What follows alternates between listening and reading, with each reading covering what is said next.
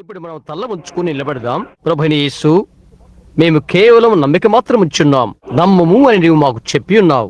మేము ఇప్పుడు నమ్మి ఉన్నాము. మేము దేన్నైతే విన్నామో, దేనైతే చూచున్నామో, అట్టిదేదైతే మా విశ్వాసానికి లంగరు వేసినదో దాని కొరకై మీకు ధన్యవాదాలు, స్తుతులు చెల్లించుకొనుచున్నాము. ఎవరైతే అక్కరలతో ఉన్నారో అట్టి వారికి పరిచర్య చేయుట కొరకై నీవు అనుగ్రహించిన మరో తరుణాన్ని బట్టి నీకు వందనాలు చెల్లిస్తున్నాము. దేవా, నీ యొక్క వాగ్దాన ప్రకారంగా ఈ రాత్రి మా యొక్క అక్కర్లు తీర్చమని నిన్ను ప్రార్థిస్తున్నాం. యేసు నామమున అడుగుచున్నాము, ఆమేన్. పునరుద్ధారణ ప్రభువైన యేసు సువార్తతో మరలా ఈ రాత్రి వేళ తిరిగి మందిరానికి వచ్చిన దాన్ని బట్టి మేమెంతగానో సంతోషిస్తున్నాం. నేను కొద్దిగా ఆలస్యంగా వచ్చాను. ఇప్పుడే మెషిగన్ నుండి వచ్చి ప్రత్యేక అవస్థను బట్టి అలా జరిగినది. ప్రభు ఆమెకి అద్భుతకరమైన విషయాన్ని చేశాడు. ఆహా, ఆయనకు అన్ని విషయాలు కూడా బాగా తెలుసు. ఆయనకు చెప్పనవసరం లేదు, ఆయనకు తెలుసు. అది ఏమైతే కూడా ఆయనకు బాగా తెలుసు. అందుకొరకే మనం ఎంతో కృతజ్ఞతలై ఉంటున్నాము. ఇక్కడికి రావడానికి ప్రజలు పగలంతా ప్రయాణం చేసి వచ్చారు కాబట్టి అందుకొరకై కూడా మీకు ధన్యవాదాలు చెల్లిస్తున్నాం. సరే, మరవద్దు. ఈ టేప్ తిరుగుతుందా? నిదానంగా. సరే, ఈ వారపు కూడికలు మరవద్దు. బుధవారం రాత్రి, రానున్న ఆదివారం ఉదయం, ఆదివారం రాత్రి ఇరుగు పొరుగు వారి మధ్య మీరు ఉన్నట్లయితే ఇక్కడున్న మిమ్మల్ని సంతోషంతో చేర్చుకుంటారని నేను అనుకుంటున్నాను. నేను ఏ మార్గం వెళ్తున్నప్పటికీ నా కొరకు ప్రార్థించండి. నేను తిరిగి త్వరగా వస్తానని నిరీక్షిస్తున్నాను. మీరు నా ఇళ్ళ చూపిన దయ కొరకు, జ్ఞాపికల కొరకు నేను మీకు ధన్యవాదాలు తెలుస్తున్నాను. జార్జియాలోని చిన్న సంఘములో నుండి ఇప్పుడే ఒక సహోదరుడు సూటు బట్టలు నాకు పంపించాడు. అదెంతో ఆశ్చర్యం. గత వారం నేను సెలవుల్లో ఉన్నటువంటి కెంటుకు వారికి నేను ధన్యవాదాలు చెల్లిస్తున్నాను. మన కొరకు ప్రభు చేసిన ఘనమైన కార్యాలను, ఆయన బలమైన హస్తాన్ని మనం చూశాము. న్యూయార్క్ కూటమిలోకైతే నేను వెళ్తూ, నేను తిరిగి వస్తూ, నేను త్వరలో మిమ్మల్ని చూస్తానని నిరీక్షిస్తున్నాను. అది సహోదరి వ్యక్తి యొక్క స్టోన్ చర్చిలో నవంబర్ 12 అనుకుంటాను. కొన్ని దినాలకు ముందుగానే మేము ఇక్కడ ఉంటాము. ఆ తర్వాత తిరిగి వెళ్తూ లూసియానాలోని శ్రీపోర్ట్ లో సోదరు జాక్ మోర్తో, అది శ్రీపోర్ట్ లో కృతజ్ఞత కూడిక వారు చేశారు. ప్రకటనలలో అక్కడ బులెటిన్ బోర్డులో అది ఉంటున్నది. ఆ తర్వాత క్రిస్మస్ తర్వాత దక్షిణాదిన కొంతమంది స్నేహితులతో ఉంటామని ఆశిస్తున్నాను. జనవరిలో ఫీనిక్స్ లో ఉంటాం. ఆ తర్వాత విదేశీ కూటముల ఆహ్వానాల కొరకు ఎదురు చూస్తాం. కనుక విదేశీ కూటముల కొరకు సంసిద్ధత పడతాం. గత ఈ నెల నుండి సహోదరు బోర్డర్స్ మొదలుగా వారు సంపూర్ణ ప్రపంచ యాత్ర కొరకు ఉత్తర ప్రత్యుత్తరాలు చేస్తున్నారు. అవి పూర్తి కాగానే ఇక పరిస్థితులు మీరు చూడాలి. జనులు అద్భుతకరంగా అక్కడ ఉన్నారు. వారి భవనాల్లో ఉంచలేం. బయట భూప్రదేశంలోనే వారిని కూర్చుండబెట్టాలి. ఆ తర్వాత వారు ఎక్కువైపోతారు. ఊహించలేని సంఖ్య అయిపోతుంది. 5 లక్షలకు మించిపోతారు. ఒక కుటుంబంలోనే 6 మిలియన్ ప్రజలు వస్తారు. అనేక దినాలకు ఎంతమంది వస్తారో తెలియదు, కానీ ఒక్క పూట కూడెక్కి అలా వస్తారు. 6 వారాలకు ఎంతమంది హాజరవుతారో సహజంగా సువార్తికులు లెక్క పెడతారు. చూశారా? అయితే ఆ దినమంది ఎంతమంది వచ్చారో వారినే మేము లెక్క పెడతాం. అంటే ఒక్కసారికి కొన్నిసార్లు వారిని కూర్చోబెట్టకే స్థలం ఉండదు తెలుసా? స్థలానికి బయట వారిని ఉంచుదాం. కుంభవర్షాలు, వర్షాలు కొన్ని ఋతువులలో మేము అక్కడికి చేరాలి. అక్కడ ఆ దినులైన ప్రజలు కూర్చుంటారు. స్త్రీలు వారి వెంట్రుకలు కిందకు వేలాడవేసుకుని మంచిగా వస్త్రాలు ధరించిన వారై వర్షంలో దినమంతా కూర్చుని ఉంటారు. వర్షం కుండపోతగా పడుతున్నప్పటికీ, మెరుపులు, ఉరుములు, తుఫాను దెబ్బలు తగులుతున్నప్పటికీ ఒకరికొరకు ఊగుతూ కూర్చుంటారు. నే వెళ్ళి ప్రార్థించే వరకు అక్కడే ఉంటారు వారు. చూశారా? దేవుడు అలాంటి విశ్వాసాన్ని ఘనపరుస్తాడని తెలుసా? ఆయన అలా చేస్తాడు. దేవుని ఘనత కొరకై నీవు ఆయన కొరకు ఒకటి చేయాలి. అవునా? నీవు ఆయనకు చూయించు. అన్ని కలిగిన వారు వారికి అప్పజెప్పడుకోవడం చాలా సులభం. దాని గురించి వారికి ఏమీ తెలియదు. చూశారా? నీవు పొందుకోవాలి. వరం ఉచితమే, అది వాస్తవమే. అయితే నువ్వు పొందుకోవలసి ఉన్నది. అది అలా కనిపిస్తుంది తెలుసా? వారు చెప్పినట్లుగా నీ వెండి గైడతో పుట్టినప్పటికీ నీవు అభినందించిన అవసరం లేదు. మీరు దీన్ని విని ఉంటారు. అయితే మీరు దాని కొరకు శ్రమించినట్లయితే దాని విలువను మీరు అభినందించవచ్చును. ఇక్కడ టేపుల్లో ఉన్నటువంటి మీరు, సరే, ఈ ఉదయం నేటి ఉదయ వర్తమానం నా పరిచయం అంతట్లో కూడా ఉత్తమ ఉన్నత శ్రేణి వర్తమానం అవుతున్నది. చూశారా? నా యొక్క పరిచయం అంతట్లో కూడా గంభీరమైన వర్తమానం అది. అది ఎలాగ వచ్చినది? ఒకానొక దిన నేను చెప్తాను. నెలలు నెలలు నెలల తరబడిగా ఆ ఒక్క వర్తమానం వచ్చే వరకు ప్రతిదీ కార్యాన్ని దాల్చినప్పుడు అది నాకు తెలుసు. దాని యొక్క సమయాన్ని అది దిగగొట్టినది. చూశారా? ఇప్పుడు గురుతంటే మీరు దాన్ని గ్రహించుంటారని నేను నిజంగా నిరీక్షిస్తున్నాను. చూశారా? రక్తం పూసినటువంటి సూచన లేక మరక ఉంటుంది. గురుదు అనగా దేవుడు కోరినటువంటి అడిగినటువంటి మూల్యం అది. యేసు తన స్వరక్తాన్ని చెల్లించడం ద్వారా ఆ మూల్యమును లేక ఆ వెలను ఆయన చెల్లించి ఉన్నాడు. అది ఆయనే చేశాడు. అటు తర్వాత ఆయన ప్రాణములో ఉండి పరిశుద్ధాత్మ వచ్చాడు. మరి నీ కొరకై రక్తం చెల్లించినప్పుడు నీ వెల చెల్లించబడినది అనుదానికి గురుతు పరిశుద్ధాత్మ ఉంటున్నది. దేవుడు నిన్ను అంగీకరించాడు. మరి అదే గురుతు. గుర్తుంచుకో, అదే గురుతు. గురుతంటే ఎరుగినటువంటి అనేకులు ఉన్నారు. ఎవరు ఎరుగిన దాన్ని నీవు ఎరుక చేయవలసినది సుమా. చూశారా? తద్వారా అందరూ దాన్ని పొందుకుంటారు. రక్షణ గురించి బోధించినట్లుగా బోధించాలి. ప్రతి ఒక్కరికి రక్షణ అని మనం బోధించవలసినది. అయితే అది అందరికీ కాదు అని మనకు తెలుసు. ప్రతి ఒక్కరికి దైవిక స్వస్థత మనం బోధించవలసి ఉన్నది. ఆయనను అది అందరికీ కాదు అని మనకు తెలుసు. గమనిస్తున్నారా? జగదుత్పత్తికి ముందే ఎవరైతే విమోచన గ్రంథమందు ఉన్నారో వారిని రక్షించుటకు యేసు వచ్చాడు. వారిని రక్షించుటకే ఆయన వచ్చాడు. వారెవరు నాకు తెలియదు. అవునా? ఎవరి కొరకైతే అని నీవు చెప్పే వరకు ఎవరికీ విశ్వాసం ఉండదు. అది దేవుడు వారిని పిలిస్తేనే గాని ఎవరు ఆయన వద్దకు రారు. అది సత్యం. కనుక రక్షణ పొందలేని వారు అనేకులు ఉంటారు. అది మనకు తెలుసు. ప్రపంచం ప్రారంభము కాకమునిపే దేవుని కథ తెలుసు. వారు రక్షణ పొందరని ఆయనకు తెలుసు. స్వస్థత పొందుకోలేని వారు అనేకులు ఉంటారు. చూశారా? అనేకులు స్వస్థత పొందలేరు.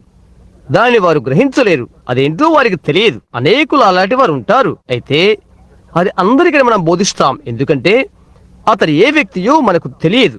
మనకు అసలు తెలియదు. అయితే అది ఎవరై ఉన్నారో వారు మాత్రమే. అయితే కొంతమంది అయితే ఆ విశ్వాసాన్ని గ్రహించలేరు. గురుతు కూడా గురుతును గుర్చే మనం అంతా మాట్లాడుకున్నాం. అయితే ఇప్పుడు గురుతు యొక్క ప్రత్యక్షత చూశారా? కొన్నిసార్లు దాన్ని మనము అనుమతి ఇచ్చాము. లూథరన్ వారు వాక్యమును అంగీకరించడం ద్వారా, క్రీస్తు స్వరక్షకునిగా అంగీకరించడం ద్వారా దానికి అనుమతి ఇచ్చారు. మెథడిస్టు వారు చెప్తారు, కేకలు పెట్టడానికి మీరు ఎంతగానో ఆనందిస్తారో అలాగు అది అదే. పెంతెకోస్తు వారు చెప్తారు, భాషలు మాట్లాడితే అప్పుడు మీరు దాన్ని పొందుకున్నారని చెప్తారు. అదంతా కూడా అబద్ధమని మనం తెలుసుకున్నాము. చూశారా? గురుతే అవుతున్నది. అది ఇదనిగా నీవు క్రీస్తు ఒకటైపోవడం. చూశారా? ఆయన జీవం మీలో ఉండుట, ఆయన స్వంత జీవం మీలో పనిచేయుట, అది పరిశుద్ధాత్మ. అది పేదవారు కానివ్వండి, ధనికులు కానివ్వండి, దాన్ని ఎవరు పొందుకున్నప్పటికీ వారికే. గుర్తుంచుకునండి, గురుతు అనగా నీవు రైలు బండి రహదారి కంపెనీకి వెళ్తావు. నీ ప్రయాణమును చెల్లింపు నీవు కొంటావు. ఒక వెల ఉంటుంది, ఒక ఖరీదు ఉంటుంది. ఈ బస్సుదాన్ని వెళ్ళడం లేక రైలు మార్గం వెళ్ళటం 50 సెంట్లు పడుతుందనుకోనండి. ఇక్కడ నుండి చార్లెస్ టౌన్ ఇండియానాకు 50 సెంట్లు అవుతుంది. దాని కొరకు కంపెనీ గుర్తు ఏర్పరుస్తుంది. చూశారా? విషయం ఏంటంటే నీవు వెళ్ళాలి, లేదా ఒకరు నీ కొరకు వెళ్ళి నీ ప్రయాణపు ఖర్చును 50 సెంట్లను చెల్లించవలసి ఉంది. ఆ రైలు బండి ఎక్కడికి వెళ్తుందో ఆ గమ్యం చేరేంత వరకు నీకు హక్కు కలిగి ఉంటుంది. గురుతును వారు నీకు ఇస్తారు. చూశారా?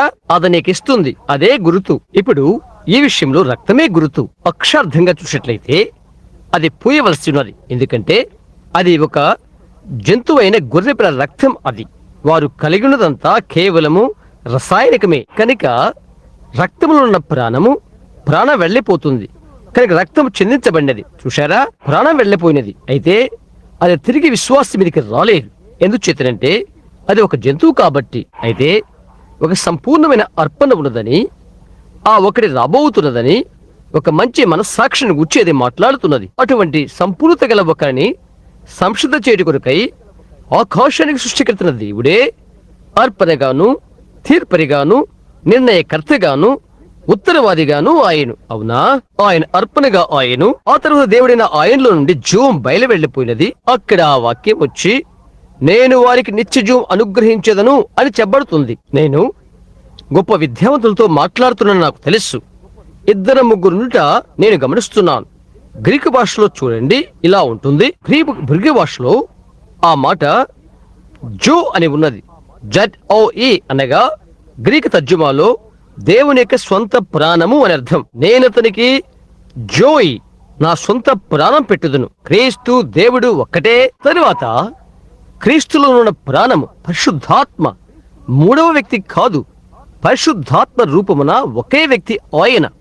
నీ జీవితానికి ఒక గుర్తుగాను, నీ ప్రయాణపు ఖర్చు చెల్లింపబడినందుకు ఒక రుజువుగాను, నీవు అంగీకరించబడినందుకు ఒక గుర్తుగాను పరిశుద్ధాత్మ నీ మీదకి వచ్చను. పరిశుద్ధాత్మ వచ్చే వరకు కూడా ఆ రాజమార్గాన్ని నీకు అనుమతి లేదు, బస్సు మార్గాన్ని నీకు అనుమతి లేదు. ఈ గుర్తు నీవు చూయించగలిగినంత వరకు, అనగా గుర్తు అనగా చెల్లింపు ఖర్చును చూపే వరకు అందులోకి వెళ్ళటానికి నీకు అనుమతి లేదు సుమా.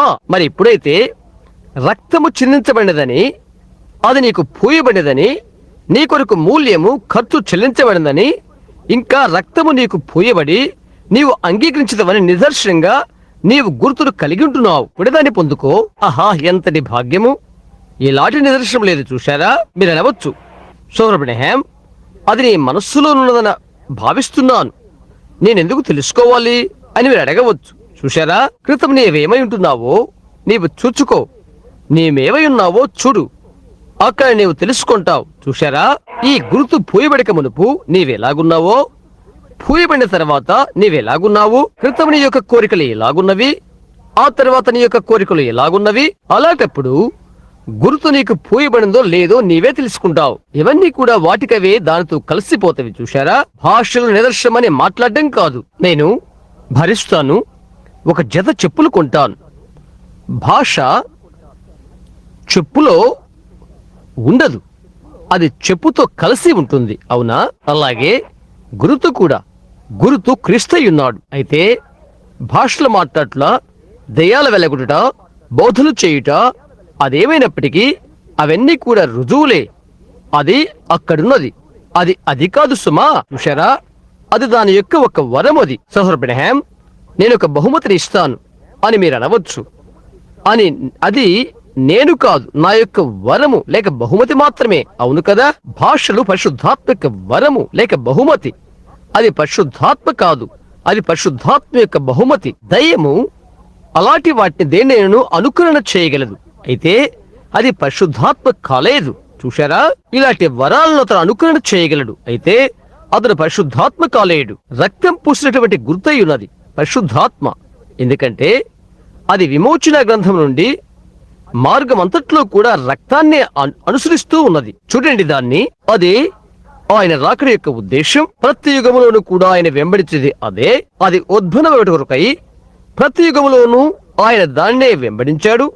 మనము లేకుండా వారు సంపూర్ణులు కాలేరు. సంపూర్ణమైన పరిశుద్ధాత్మ అంతా దేవుని శరీరధారిగా చేటుకై సంఘాన్ని దర్శించినది. అక్కడ ధ్వంసము చేసిన సదోమకు ఆయన చేసిన విధముగా అది ఒక మాదిరి. అటు తర్వాత అబ్రహాములకు ఆయన కనిపించాడు. సంఘ కాలాలన్నింటిలో కూడా ఆయన చేయనటువంటివన్నిటి కూడా ఇప్పుడు ఆయన చేస్తున్నాడు. వాక్య వైపునికే తిరిగి వెళ్ళట.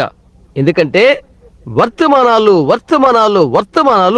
సంపూర్ణ వాక్యానికి నిష్క్రమణను కావలసి ఉంటున్నది. కడవరి దినాలలో 7 ముద్దలు ఇవ్వబడి ఉన్నవి.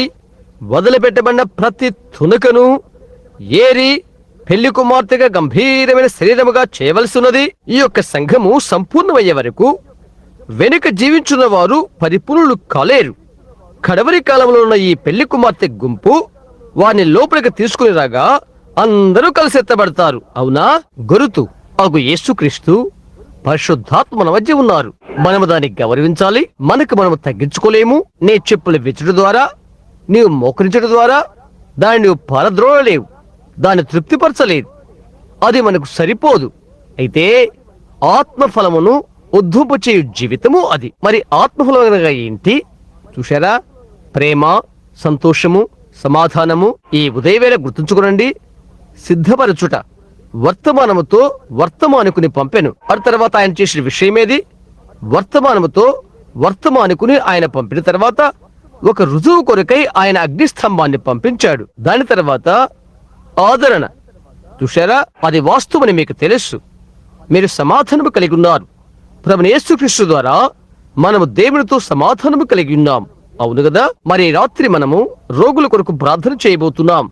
వారికి సహవాస ఆరాధన ఉన్నదనుకుంటున్నాను. బాప్తిస్మ కార్యక్రమం మీకుందా? సహవాస ఆరాధన కార్యక్రమం ఉందా? సహవాస కార్యక్రమానికి మీరు ఉండాలని నేను ఆశిస్తున్నాను. 35 లేక 40 నిమిషాల్లో ముగించబడాలని నిర్ణయించుకున్నాం. ఆ తర్వాత సహవాస కార్యక్రమం కొరకు సిద్ధపాటు జరుగుతుంది. రేపు లేబర్ డే కాబట్టి, ప్రయాసపు దినం, ఆ సమయం కాబట్టి కొంత విశ్రాంతి మీకు ఉండవచ్చు. అది మా యొక్క ఆశని చెప్తున్నాం. అవును కదా? అది ఏ సమయమో మాకు తెలియదు. అది సరిగా ఉండవాలని అది సరిగా ఉందో లేదో నేను చెప్పగలను. నేను ఈ ఉదయం మీతో చెప్పినది మీతో లేను. ఈ ఉదయం మనకు 2-3 గంటల వర్తమానం మనకున్నది. అయితే నేను ఆరంభం చేసిన తర్వాత నేను దీనిని ఈ రాత్రి వరకు కొనసాగిస్తాను తలంచాను. అయితే అదెంతో బ్రహ్మాండమైనది. ప్రజలు దాన్ని అర్థం చేసుకున్నారో లేదో నాకు తెలియదు. ప్రతి చోట వారు అర్థం చేసుకున్నారని నేను అనుకుంటుంటాను. దాని గురించి మంచి టేపులు ఉన్నాయని తలస్తున్నాను. కాబట్టి తెలుసుకోవడానికి అది ఎంతో ఉపయోగపడుతుంది. నేను తెచ్చిన అన్ని వర్తమానమన్నింటిలోనూ దేవుని వాక్యముల నుండి నేరుగా వచ్చినటువంటి 7 ముద్దలు మొదలగు వాని వలె క్రమంగా వచ్చే ఆజ్ఞకు ఆవులగా ఇది దేవుని వల్ల అభిషేకించబడినది అవుతుంది. బోధించడానికి నేను ఒక వర్తమానాన్ని గురించి మాట్లాడుతున్నాను. అది అదేనని నమ్ముతున్నాను. ఆ 7 ముద్దలను వెంబడించుటకు అది అదే. 7 ముద్దల తర్వాత ఏమొస్తుందో గమనించు. ప్రజలు ఐక్యపరచబడుట, ఐక్యత సూచనలు, కడవరి దినాల్లో ఎర్రటి దీపము ప్రకాశించుట, స్త్రీలు పురుషులు అందంగా తయారవుట, వారేమై ఉన్నారో అది చేస్తారు. ఈ గుర్తులని పరిశుద్ధాత్మల ముందుకు వచ్చుట. 7 ముద్దల దగ్గర నుండి ఆ వర్తమానాలని ఇక్కడి నుండే తెరవబడటం. ఏ గుర్తు అను ఏ ఒక్కటి మనందరి మధ్యనే మన విశ్వాసం కలిగి ఉన్నామో లేదో ఇప్పుడే పరీక్ష చేసుకుంటూ కనుక ఇది తెరవబడుట. ప్రభువు మిమ్మల్ని దీవించును కాక. సరే, ఇప్పుడు మనం బైబిల్ తెరవక ముందు, రోగుల కొరకు ప్రార్థన చేయక ముందు, ఎంతమంది గత ఆదివారం రాత్రి ప్రార్థించుకున్న వారిలో స్వస్థత పొందారు? ఈ వారంలో స్వస్థత పొందిన వారు ఎంతమంది అని అడిగాం. ప్రయోగాత్మకంగా ప్రతి ఒక్కరూ గత ఆదివారం రాత్రి కొడుకులో ఉన్నవారు అందరూ చేయెత్తారు. మీరు అర్థం చేసుకున్నది ఒకటున్నది. అది దీన్ని నేనుగా పట్టుకుంటున్నాను. చికాగో నుండి వచ్చిన ఒక చిన్న అబ్బాయి ఒకడు నాతో ఇలా చెప్పాడు. ఆమె స్త్రీయా? Missus Peking bug. ఆమె మంచి క్రైస్తవురాలు. ఆమె ఒకరిని తీసుకుని వచ్చినది.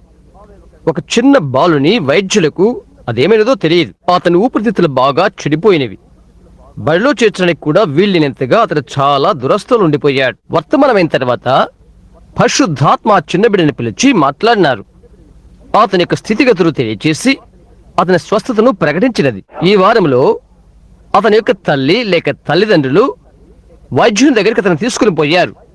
అతనికి కొత్త ఊపిరితిత్తులు ఉన్నవి అని చెప్పాడు. మార్గ మధ్యంలో నేను ఎరిగింది ఏంటంటే, తల్లిదండ్రులతో లేక మరెవరితో దూరం నుండి వార్తను తెలుపుతూ ఇది మందిరంలోనికి సభికులకు తెలియచేయమని తెలిపారు. చూశారా? సృష్టికర్తైన దేవుడు ఊపిరితిత్తులను తయారు చేయగలడు. మన ప్రభుని యేసుక్రీస్తు వారి కాలం మొదలుకొని ఎన్నడూ జరిగినటువంటి ఒక భీకరమైన స్థితిగతులు పొలిమేరల్లో, అలాంటి పొలిమేరల్లో మనం ఉన్నామని నేను నమ్ముతున్నాం. చూశారా? అవునా? అయితే అవి ఇప్పుడు తెలియబడుతున్నవి. అవెంతో స్వల్పమైనవి. చూశారా? మానవుడు దేన్నైతే ఘనమైనవిగా పిలుస్తాడో వాటిని దేవుడు హీనమైనవి పిలుస్తాడు. అయితే మానవుడు దేన్ని బుద్ధిహీనమైనవి అంటాడో దేవుడు వాటిని గంభీరమైనవి అని పిలుస్తాడు. చూశారా? కనుక ఇప్పుడు దీన్ని గమనించండి. చూశారా? అదెంతో సులభమైనది. ఎంతవరకనగా మీరు గుర్తును పొందకపోతే, దాన్ని పరీక్షించడం కొరకై గుర్తును మీరు పొందకపోతే దాన్ని పోగొట్టుకుంటారు. గమనిస్తున్నారా? పొట్టేళ్ల వల్లే పర్వతాలు గంతులు వేయడం ఎవరు తలంచగలరు? ఆకులు తమ చేతులతో చప్పట్లు కొట్టడం ఎవరు గ్రహించగలరు? ప్రవక్త అరణ్యంలోకి వచ్చినప్పుడు అది జరిగినది. 712 సంవత్సరాల క్రితం ప్రవక్త యెషయా ద్వారా అది పలకబడినది. ముఖమంతా కమ్ముకున్న మీసాలు పెట్టుకుని, చిన్న గొర్రెపు ఆ చర్మపు ముక్క పెట్టుకుని ప్రసంగించడానికి ఇలాంటి ప్రసంగ వేదిక లేకుండగానే సంఘాల నేటి ద్వారా వెలివేయబడిన వాడై యోర్దాను నది ఒడ్డున నిలబడి మారు మనసు పొందుడి అని అరుస్తూ ప్రజలను సర్పములారా, పాముల్లారా అని పిలుస్తున్నాడు. అయితే ఆయన వచ్చినప్పుడు కొండల పొట్టేళ్ల వలె గంతులు వేయును అని దేవుడే చెప్పినది. అది హీనులు దాన్ని చూశారు, తద్వారా ఆనందించారు. ఆ ఘనమైన మెస్సయ్య ఆదికాండములో ఆరంభములోనే ప్రవచించబడిన ఆయన ఒక రక్షకుడిగా వస్తాడని వారికి ఎలాగో తెలుసు? ప్రతి అర్పణ, ప్రతి ప్రవక్త, ప్రతిదీ ఆయన వైపే చూస్తున్నది. ఆ తర్వాత ఆయన వచ్చినప్పుడు బహుశా మరో రీతిగా అసంబంధంగా జన్మించిన వాని వలె వచ్చినట్లయితే, పెళ్లి చేసుకొనక ముందే తండ్రిగా ఉండిన తల్లికి పుట్టిన వాని వలె వచ్చినట్లయితే, చూస్తున్నారా, వారు పెళ్లి చేసుకొనక మునిపే ఆ స్త్రీ బిడ్డను గర్భము ధరించినది. ఆ విధంగా వచ్చెను ఆయన. బైబిల్ గ్రంథములో పశువుల తొట్టిలో అని చెప్పబడెను. అయితే ఆ దినాలలో పశువుల శాల అనగా గోడకు ఆనుకుని ఉన్నటువంటి ఒక గుహ. ఒకప్పుడు నేను వేటకు వెళ్ళినప్పుడు అరిజోనా అలాంటి స్థలాల్లో నేను చూశాను. రాయి సందులో వెనకాల ఒక శాల ఉంటున్నది. యేసు జన్మించినప్పుడు ఆ చిన్న రాతి సందులో ఒక ఆవు కొట్టములో ఎక్కడైతే ఆ చెత్త వేస్తారో అక్కడ ఎండుగడ్డి స్థలం ఉంటుంది. వడ్లవాని వల్లే లేక వడ్లవాని యొద్ద వస్తువులు అందించువానిగా పెంచబడిన ఒకడు ఆ ఘనమైన యెహోవా ఎలాగూ కగలిగను. అయితే అది ఆయనే అది. చూశారా, ఎంతో వింతైన ఒక వ్యక్తి. అయితే ఆయన ఒక చిన్న బాలుడుగా ఉన్నప్పుడు ఆ వాక్యము ఎరిగిన వాడుగా ఆయన యాజకుల్ని ఆశ్చర్యపరిచాడు. ఎందుకని? ఆయనే వాక్యమై ఉన్నాడు కాబట్టి. చూశారా, ఆయనే వాక్యమై ఉండెను. ఆయన ఈనాడు ఒక గ్రంథాన్ని వ్రాయలేదు. ఆయన ఈనాడు ఒక్క మాటను కూడా వ్రాయలేదు. ఆయన వ్రాసిన ఒక్క మాట, అది నేలాగా ఊహిస్తున్నాను, వ్యభిచార స్త్రీ పట్టుబడినప్పుడు ఆయన ఇసుక మీద వ్రాసి చెరిపివేసిన మాట అని నేను అనుకుంటున్నాను. ఆయన ఎన్నడూ ఒక్క మాట కూడా వ్రాయలేదు. ఎందుకని? ఆయనే వాక్యము. చూశారా, ఆయన వాక్యమై ఉండెను. ఆయన దాన్ని వ్రాయనవసరం లేదు. ఆయన జీవము అందులో జీవించెను. ఆయనే వాక్యము. నా తండ్రి కార్యములు నాలో లేని ఎడల నన్ను నమ్మకుడి. చూశాడా, వాక్యము ఏమి చేయమని చెప్పే రీతిగా నేను చేయకపోయినట్లయితే అలాంటప్పుడు నేను వాక్యమును కాదు. అదే ఆయన యొక్క భావం. ఆయనే వాక్యము. కాబట్టి ఇప్పుడు ముందు ఉన్నటువంటి స్వస్థత సహవాస కూడికల కొరకు మీరు సంసిద్ధం కండి. మీరు మాతో ఉండగలిగినట్లయితే మీ నిమిత్తం మేము సంతోషిస్తాం. అలా మీకు వీలు పడకపోతే వెనువెంటనే విరామం జరిగిద్దాం. మర్చిపోకండి, నా కొరకు ప్రార్థించండి, నా భార్య కొరకు ప్రార్థించండి. ఆమె లోకమంతట్లో కూడా మాధుర్యమైన ఆమె. నా బిడ్డల కొరకు ప్రార్థించండి. ప్రతి ఒక్కరూ ప్రభుని యేసు కొరకు ఉండాలని మేము కోరుకుంటున్నాం. బెకి చిన్న రెకెట్ వయసులో ఉంటున్నది. చిన్న యవనస్తురాలని మేము పిలుస్తాం. అటు తర్వాత ఆమె ఆ వయసులోనే ఉంటుంది. అయితే ఇప్పుడు ఆమె మంచి ముద్దుబిడ్డగా ఉన్నది.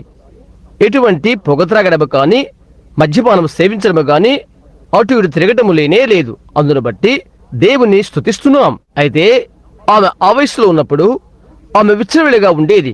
గుడికి వెళ్ళేది కాదు. అలా వెళ్ళినా వెనకాల కూర్చొని చూయింగం నమలుతూ లేచి వెళ్ళిపోయేది. చూశారా, అలాంటిది పరిశుద్ధాత్మచే నింపబడినప్పుడు చూస్తున్నాం. జోసెఫ్ను నేను ఇలా చూడాలనుకుంటున్నాం. ఒకప్పుడు నేను వేదిక వద్దకు నడిచి వెళ్ళలేనప్పుడు ఈ చిరిగిపోయిన పాత బైబిల్ అతని చేతి కప్పజెప్పి, జోసెఫ్ దాని మీదనే ఆధారపడు కుమారుడా అని చెప్తాను. అటు తర్వాత పైకెక్కిపోవడానికి సంసిద్ధపడతాను. ఒక చోట గాలి వదిలి వినాలని కొరుతాను. పైకి చూచి నా చేయి ఒప్పుతాను, కొనిపోబడతాను. ప్రార్థించుకుందాం. తండ్రి దేవా, అందులో మా జీవితమంతా చుట్టబడి ఉన్నది. అది నీవే మా జీవమై ఉన్నావు. ప్రభువా, నేను మాట్లాడిన గుర్తును అందుకున్న వారు కొందరు ఇక్కడ ఉన్నారు. వారు గుర్తును పొందుకునే ఉన్నారు. అయినను వారు ఇంకా రోగులుగానే ఉన్నారు. వారికి ధైర్యం చేకూర్చగలగాలని రాత్రి మాట్లాడాలని ఆశిస్తున్నాను. దేవుడు ఇచ్చిన హక్కులు వారు పొందాలని నేను ఆశిస్తున్నాను. వారు దయ్యాన్ని జయించడానికి హక్కు కలిగి ఉన్నారు. వాడు ఎప్పుడో ఓడిపోయాడు.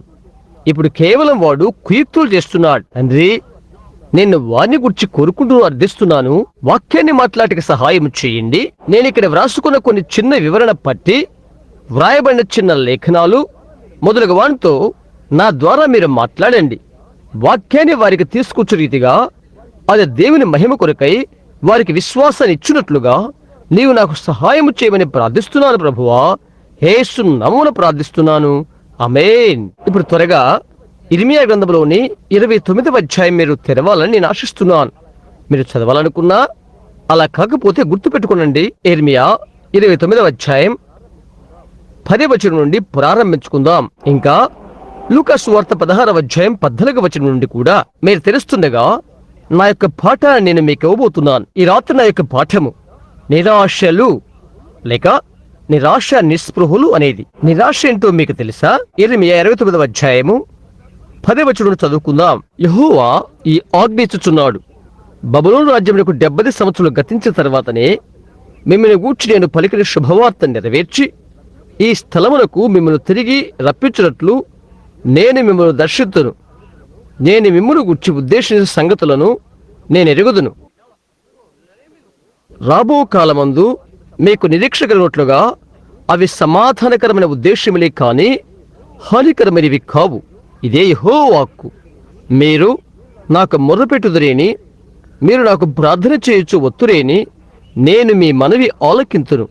మీరు నన్ను వెదకనేలా పూర్ణ మనసుతో నన్ను గూర్చి విచారణ చేయునడలా మీరు నన్ను కనుగొందురు. నన్ను నేను మీకు కనపరుచుకుందును. ఇదే యెహోవా వాక్కు. నేను మిమ్మను చెరలోని రప్పించదను. నేను మిమ్మల్ని చెరపట్టి ఏ జనములోనికి ఏ స్థలములోనికి మిమ్మల్ని తోలివేస్తునో ఆ జనులందరిలో నుండి ఆ స్థలములన్నిటిలో ఉండి మిమ్మల్ని సమకూర్చి రప్పించదను.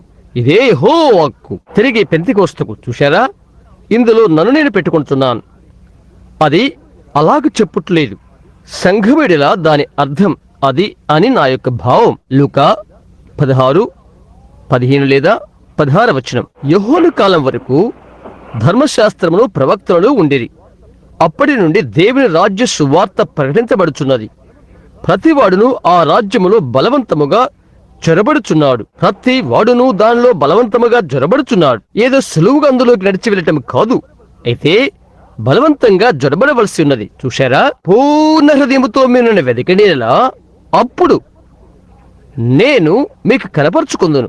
ఎక్కడి నుండి అయితే వారు విడిచిపోయారో ఆ స్థలమైన యెరూషలేములోనికి 70 సంవత్సరాలు గతించిన తర్వాత ప్రపంచమనంతటా చెల్లా చెదరైపోయిన ఆ ప్రజలను ఆయన సమకూరుస్తానని ఆయన వాగ్దానం చేశాడు. మరి ఆయన ఆ విధంగానే చేశాడు, అవును కదా. ఇప్పుడు కొద్ది నిమిషాల సేపు నిరాశలను గూర్చి మాట్లాడుకుందాం. నిరాశల్లోకి మనల్ని పడవేటు కొరకై సహజంగా అత్యవసర పరిస్థితి అవసరమవుతున్నది. అది ఆ విధంగా అవుట్ అనేది ఎంతో హీనమైన విషయం. అయితే అది ఒక అత్యవసర పరిస్థితిని తీసుకునేంత వరకు మానవులు మనస్సునందు ఎంతో సోమరులై ఉంటారు. వారు చేస్తున్నప్పుడు ఒకటేదో ఉత్పన్నమై ఆ నిరాశలోకి వారిని నెట్టివేస్తున్నది. నిజంగా నిరాశలో దాన్ని చేస్తూనే నీలో ఉన్న నిజమైన దానిని అది తీసుకుని వస్తుంది. నిరాశ సమయాల్లోనే నీవే విధంగా నిర్మాణమై ఉన్నావో దాన్ని చూయిస్తుంది. సహజంగా అది నీలో ఉన్న మంచితనాన్ని అంతటినీ పెరికివేస్తున్నది. మరణ ఘడియల్లో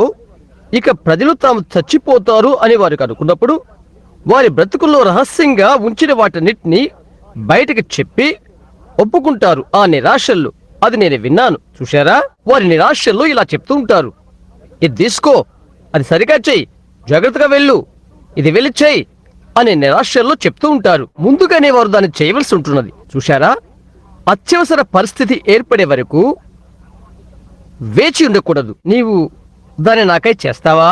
అత్యవసరం అనేది నిరాశను కలిగిస్తున్నది. అత్యవసరత లేకుండానే మనము దాన్ని చేయవలసి ఉన్నది. మనం ఇప్పుడు గమనిద్దాం. ఈ రాత్రి పస్కా యొక్క సూచనలు మనము తీసుకోవలసి ఉన్నాము. అత్యవసర పరిస్థితిలో నిరాశ సమయంలో పస్కా స్వీకరించబడి ఉన్నది. మీరు గమనించవచ్చును. నిర్గమకాండం 12:11 వచనం అని అనుకుంటాను. అందులో మీరు గమనించవచ్చును, ఇలా చెప్పబడుతున్నది, ఈ పస్కాను మీరు తీసుకునవలసిన విధమేదనగా మీ నడుమును కట్టుకుని మీ చెప్పులు తొడుక్కొని మీ కర్రలు చేతబట్టుకుని మీరు తినవలెను. చూడండి, మీరు దీనిని నిరాశలో తింటున్నారు. దేవుని యొక్క ఘనమైన బాహువును వారు చూశారు, ఆయన యొక్క అద్భుతాన్ని వారు చూశారు. అటు తర్వాత గురుతు అను సూచన వద్దకు వారు వచ్చారు. గురుతు అయిన సూచన దగ్గరికి వారు వచ్చినప్పుడు నిరాశలో వారు సహవాస భోజనం తీసుకుంటున్నారు. ఎందుకంటే ఆ సమయమందు న్యాయ తీర్పుతో వారిని మొత్తుడుకు సంసిద్ధంగా ఉన్నాడని వారికి తెలుసు. అది ఒక వణుకును పుట్టించున్న సమయం. అది ప్రతి ఒక్కరూ కూడా తమను తాము పరీక్షించుకున్న సమయం. అది ఎందుకనగా ఒక్కసారి ప్రవక్త మాట తప్పిపోలేదు సుమా, అది సత్యమని రుజువుపరచబడినది. అతడేమి చెప్పి ఉన్నాడో అతడు చెప్పే రీతిగానే అలా జరిగినది. అగ్నిస్తంభం ఇంకా అక్కడనే ఉన్నది. అటు తర్వాత తలుపు వద్ద గురుతును చూచినప్పుడు మాత్రమే దేవుడు దాడిపోతాడని ప్రవక్త ప్రకటన చేశాడు. కనుక అది ఒక నిరాశ ఉంటున్నది. నేను ఈ విధంగా ఊహిస్తున్నాను, అక్కడ చిన్న బిడలు ఆ ఆకాశం నుంచి వచ్చిన ఆ పెద్ద నల్లరెక్కలు చాచినప్పుడు, ఒక పగు మంచ వలె అది నగరమంతా వ్యాపించినప్పుడు, ప్రతి ఇంటిలో ఉండి ఏడ్పు రోదనలు వస్తున్నప్పుడు, చిన్న బిడ్డలు వారి తండ్రి వద్దకు వెళ్ళి, నానా గుర్తుకుందనే మనం ఉన్నాం నిజం కదా అని అడిగి ఉండవచ్చును. అతను ద్వారం దగ్గరికి వెళ్ళి గడప కమ్మలు చూచి, కుమారుడా, అది ఆయన వాక్య ప్రకారంగా ఉన్నది అని అతడు చెప్పాడు. గుర్తుంచుకో నానా, నేనే నీ పెద్ద కుమారుడును. నీవు నిజంగా చేశావు కదా? నేను నిజంగా చేశాను. ప్రవక్త చెప్పిన ప్రకారంగానే చేశాను. అతడు ప్రభు యొక్క మాటను కలిగి ఉన్నాడు. నేను రక్తమును చూచి నేను దాటిపోవదును. ఇంటి నిమిత్తము ఒక గొర్రె పిల్లను తీసుకొను అని చెప్పాడు. పిల్లలందరినీ నేను లోపలికి తీసుకుని వచ్చాను. నీవు నా జ్యేష్ఠపుత్రుడివి, అనగా పెద్దబ్బాయివి. అదే అక్కడ చచ్చిపోతున్నది, అయితే అక్కడ రక్తమున్నది. అది యెహోవా ఇలాగు సెలవిచ్చుచున్నాడన్నది. కాబట్టి విశ్రాంతి తీసుకో కుమారుడా, సుఖంగా విశ్రాంతి తీసుకో, ఎందుకంటే దేవుడే వాగ్దానం చేశాడు. చూశారా? మంచిది నాన్న. మరెందుకు చెప్పులు తొడుక్కుంటున్నావు? ఎందుకు నీ చేత కర్ర పట్టుకున్నావు? ఒక చేతిలో రొట్టె ముక్కను, ఇంకో చేతిలో గొర్రె పిల్లను ఎందుకు పట్టుకున్నావు? ఎందుకు ఆ చేదు కూరలు నీవు తింటుండేంటి? నీ ముఖం నుండి చెమట కారుతుందేంటి? కుమారుడా, మరణం ఆసన్నమైనది. చూశారా? అది నిరాశ సమయం అలాగుంటున్నది. మనం ప్రస్తుతం నివసిస్తున్న దినాలు ఎలాగున్నవనగా, లేక మనం నివసిస్తున్న దినాలు సంఘాన్ని సంపూర్తిగా నిరాశలోకి తీసుకువెళ్లిన దినాలుగా ఉంటున్నామని నేను అనుకుంటున్నాను. నేను కాదు, కానీ ఈ ఉదయవేళ వర్తమానము సర్వ సమాజ సభికులంతా నిరాశలోకి త్రోసివేస్తుందని నేను అనుకుంటున్నాను. మనం ఎంతో కాలం ఆటాడాము, ఎంతో కాలంగా సంఘానికి వెళ్ళాము. మనం ఒకటి చేయవలసి ఉంటున్నది. గొప్ప గొప్ప అద్భుతాలు, సూచనలు ఇతరులేలా జరిగించడం చూడగా మన ఎల్ల ఏంటి? దేవుని ఎదుట మనము నిశ్చయించుకున్నట్లయితే అది మనకు ఒక విధమైన నిరాశను చేకూరుస్తుంది. వాక్యమైన దాన్ని మనం చదివినట్లయితే ఆ రాకను గుర్చిన సూచనలు ఈ సమాజ సమూహాన్నంతా తీసుకుని రాగలుగుతున్నది. ఫలాని స్థలానికి వెళ్ళు, ఒక విషయం జరుగుతుందని పరిశుద్ధాత్మ చెప్పినట్లయితే అది ఏమైనదో మనకు చెప్పలేదు, అయితే అది జరుగుతున్నది. మనం అక్కడికి వెళితే అది ఆ విధంగానే జరిగి తీరుతున్నది. పత్రికలు పట్టుకుని, మ్యాగజైన్లు పట్టుకుని పటాన్ని చూయించుచున్నవి. ఇక్కడికి తిరిగి వచ్చి బైబిల్లో దాగిన గంభీరమైన మర్మాలను చూస్తే మనకై తెరవబడినవి. మనము క్రితమెన్నడూ ఎరుగని రీతిగా కొత్త పొలముగా ఉన్నవి. అవి ప్రభువైన యేసు రాకడకు సంపూర్ణంగా మిళితమై ఉన్నవి. ఆ తర్వాత వర్తమానాలకు చివర ఘనమైన పరిశుద్ధాత్మక కార్యాలను చూడండి ప్రజలేట కనిపించేలా ఆయన దిగి వచ్చుట, దాని యొక్క పటములను కూడా తీసుకున్నాం. అది పనిచేయుట కనిపించు చూడగా అది ఒక మనిషి కాదు, అది ఒక బౌద్ధుడు కాదు, అది ఒక ఫలానా సభ కాదు. యేసుక్రీస్తు శరీరంలో అది ఏమైండు చేసెనో అది పరిశుద్ధాత్మయై అదే విషయాన్ని చూయించుట. ఆయన పెళ్లి కుమార్తె శరీరంలో ఇప్పుడు అది మూర్తిభవించున్నది. అది మనల్ని నిరాశలోకి నెట్టివేసినది. ఆ ప్రజలు దేవుని యొక్క హస్తాన్ని చూశారు. ఆ రాత్రి సహవాస భోజనముతో వారు నిరాశలో పడిపోయారు. ఎందుకంటే ఒకటి జరగబోతున్నదని వారికి తెలుసు, ఒకటి జరగనై ఉంటున్నదని మనకు తెలుసు. గుర్తుంచుకోనండి, ప్రభు యొక్క రాకడ అకస్మాత్తుగాను రహస్యంగాను జరుగుతున్నది. రాత్రి వేళ దొంగ వచ్చేట్లుగా వచ్చి ఆయన ఆమెను తీసుకుని పోవును. ఆలోచన చేస్తే ఒక అకస్మాత్తుగా అలాగైతే మన కుటుంబ సభకులంతా వెళ్ళిపోయారు. నీ విడిచిపెట్టబడతావు. ఆలోచించే, అది మనల్ని నిరాశల్లోకి తీసుకుని పోతుంది. దేవుని కృపను బట్టి మనం విడిచిపెట్టబడము. ఏది ఏమై ఉన్నట్లయితే నాకు అవసరం లేదు ప్రభువా, నన్ను విడిచిపెట్టవద్దు. మ్యాల్ జాన్సన్ ఆ పాట పాడుతూ ఉండగా కొద్ది దినాల క్రితం నేను వినుచుంటిని. కన్నీరు కారిపోతున్నప్పుడు నన్ను జ్ఞాపకము చేసుకును. అవును, స్నేహితులను విడిచినప్పుడు నన్ను జ్ఞాపకము చేసుకును. ఈ యోర్దాను నేను దాడుతున్నప్పుడు నన్ను జ్ఞాపకము చేసుకును. నీవు పట్టి నుండి పిలుచున్నప్పుడు నన్ను జ్ఞాపకము తెచ్చుకును. గొర్రె పిల్ల జీవగంధమున నా పేరు వ్రాయబట్టు నేను ఆశిస్తున్నాను. ఆ యొక్క హాజరు బట్టి పిలుస్తున్నప్పుడు ఆయనను జ్ఞాపకము చేసుకోవాలని కోరుకుంటున్నాను. పౌలు ఇలాగ చెప్పిన రీతిగా నేను ఇతరులకు ప్రకటించిన తర్వాత భ్రష్నైపోతానేమో అని చెప్పిన రీతిగా అది జరగగలదు. అందువలన అది నన్ను నిరాశ స్థితిలోకి తీసుకెళ్తుంది. ఇన్ని సంవత్సరాల పరిచర్య నేను చేసి నేను ఆయన గణహీనపరిచినప్పుడు అది నాకు నిరాశ కలుగు చేస్తున్నది. తదుపరి కదలిక ఏది? తరువాత నేను ఏమి చేయాలి? అది నన్ను నరాల వణికింపజేస్తూ నేను ఏమి చేయాలి అని దానిలోకి త్రోసివేస్తుంది. అది నన్ను పర్వతాల్లోకి, లోయల్లోకి త్రోసివేస్తుంది. అది ఎంతో కఠినంగా ఉంటున్నది. ఎందుచేతనంటే నేను ప్రజలతో ఉన్నప్పుడు అందరి కొరకు నేను అన్ని కలిగి ఉంటుంది. కొందరిని క్రీస్తుకు సంపాదించుకోవడం కొరకై. అయినప్పటికీ గుర్తు ఎల్లప్పుడూ నా ఎదుటే ఉన్నది. చూశారా? జరగబోతున్న సంగతులు నేను చూస్తున్నాను. ప్రజలకు నీవు చెప్పలేవు. పలు రకాల సంగతులు చూడు, నీవు మరబడతావు. వారు పిలిచే దర్శనాలు కొన్నిసార్లు నీవు వారికి చెప్తే వారికే బాగా తెలిసిన రీతిగా నీవు క్షమాపణ చెప్పి వెళ్తారు. అలాంటప్పుడు ప్రతిదీ దర్శనమైపోయేంతగా ఎంతో సుదీర్ఘంగా దర్శనంలోకి వెళ్ళిపోతారు. అది నేను వణికింపజేస్తున్నది. నీవు చూస్తూ ఇలా చెప్తావు, నేను ఒక దర్శనంలోకి ఉన్నాను, ఇక్కడే ఇలా కూర్చొని ఇది ఒక దర్శనమా, నేను ఎక్కడ నిజంగా ఉంటున్నాను? చూశారా, నీకు నీవే ఎక్కువగా శ్రమిస్తావు, నీకు నీవే ఎక్కువ సుంకం వేసుకుంటావు. నీ వెలుగున ప్రజల యొక్క విషయాలను తెలుసుకోవటానికి నీవు అపేక్షిస్తావు. ఈ విషయాల గురించి అపేక్షించే ప్రజలు ఈ విషయాల గురించి ఆ పరిచయం యొక్క విలువ ఏంటో వారు గ్రహించలేరు. దాంతో ఏమి సాగిపోతుందో నీకు తెలియదు. అప్పుడు అలాంటప్పుడు ప్రభునదేవా, నేను జవాబు చెప్పవలసి ఉన్నది. అది నిన్ను అలాగ నిరాశలోకి నెట్టివేస్తున్నది. ఒకప్పుడు జాక్మూర్ నాతో ఇలా అన్నాడు, తీర్పు దినమున నీవు జవాబిచ్చుట్లుగా నేను జవాబు చెప్పడానికి నేను ఇష్టపడతాను అని అన్నాడు. ఇలా చెప్పాడు, దేవుడి ప్రజలు నీ చేతుల్లో పెట్టాడు, వారిలో ప్రతి ఒక్కరి నిమిత్తము నీవు లెక్క అప్పచెప్పబోతున్నావు, నీ సేవకు నీవు లెక్క అప్పచెప్పబోతున్నావు అని అన్నాడు. అది 15 లేక 18 సంవత్సరాల క్రితం విషయం. అప్పటి నుండి నేను నిరాశలో ఉండిపోయాను. నేను ఏమి చేయాలి ప్రభువా? నీవేమి చెప్తావో నన్ను అదే చెప్పనివు, సత్యమేదో నన్ను చెప్పనివు, లేదా ఏమి చెప్పను. అది నిరాశలోకి నన్ను నెట్టివేసినది. ఆ తర్వాత ఇవన్నీ వచ్చుచుండో చూస్తూ, పరిశుద్ధాత్మ అక్కడికి మనల్ని తీసుకుని వెళ్ళట చూస్తూ, ఆ విధంగా అవి అక్కడ పెట్టబడి ఉండుట, సంఘకాల లోపల పెట్టబడి ఉంట చూస్తూ, ఆ తర్వాత పెద్ద అగ్నిస్తంభములో అక్కడ దిగవచ్చుట, ఆయనే బయలుపరచుకునుట, ఆ తర్వాత విషయం 7 ముద్రలు వాటిని బయలుపరచబడుట, చుట్టు చివరికి పత్రికల మీద మ్యాగజైన్ల మీద ప్రచురించబడుట, ఆ తర్వాత వచ్చి 7 దూతలు 7 వర్తమానాలతో తీసుకునబడబడుట, బైబిల్ ఏమి చెప్పినదో అది నిర్ధారణ అవుట, అటు తర్వాత వచ్చి ఆ 7 ముద్రలు, ఆ సూచనలు కడవరి కాలములో కాంతులు విరజమ్ముతూ ప్రజల్లోకి అవి తీసుకుని వచ్చి దాని విషయం ఏంటో అవి తెలియచేసి ప్రభువే అక్కడ తను తాను తెలియచేసుకునుట, ఆ తరువాత నేటి ఉదయ వలనే వచ్చి ప్రతి ఒక్క వ్యక్తి నుండి ఆ గుర్తును కోరుకునుట, ఆ తర్వాత మీరు నా ప్రజలు, నేను మిమ్మల్ని ప్రేమించువారు, వారు టేపులు తరతరమైనవి వినుచున్నవారు, మీరు నా వారు. అటు తర్వాత ఏ నిరాశ నాలో ఉంచినదో తెలుసా? నిరాశ ఆయన రాకడ యొక్క సూచనలు, ఇప్పుడు మన యొక్క ఆత్మల గూర్చి, అటు తర్వాత మన యొక్క క్షేమాన్ని గూర్చి, క్రీస్తు యొక్క ప్రతి అవయవానికి నిరాశలోకి నెట్టివేస్తున్నది. మరి సర్వ ప్రపంచాన్ని మనం సంపాదించుకుంటే కంటే ఇక మనం ఏం పొందుకోబోతున్నాం? మనం ఏమై ఉన్నాము? మనం దేని కొరకు జీవిస్తున్నాం? దేని కొరకు నీవు శ్రమిస్తున్నావు? దేని కొరకు నీవు భుజిస్తున్నావు? దేని కొరకు నీవు ప్రయాసపడుతున్నావు? జీవించుటకు దేని కొరకు బ్రతుకుతున్నావు? చనిపోవుటకు నీవు చనిపోవుటకు సరిపోకపోతే నీవు జీవించుటకు సరిపోవు. అది నిజం. అనేకమైన స్వస్థత అద్భుతాలు మనం చూస్తున్నాము. అవి మనల్ని నిరాశలోకి తీసుకుని వెళ్తున్నవి. ఆ చిన్న బాలుడి విషయమైతే నేనిప్పుడు పెకిన్ పావ్ కొరకు ఎదురు చూస్తున్నాను. ఈమె మిస్సెస్ పెకిన్ పావ్. అవునా? ఆ చిన్న అబ్బాయికి జరిగినది నీవేనా లేక మరొకరా? ఇక్కడ కూర్చుని ఈమెను కూర్చుని నేను మాట్లాడుతున్నాను.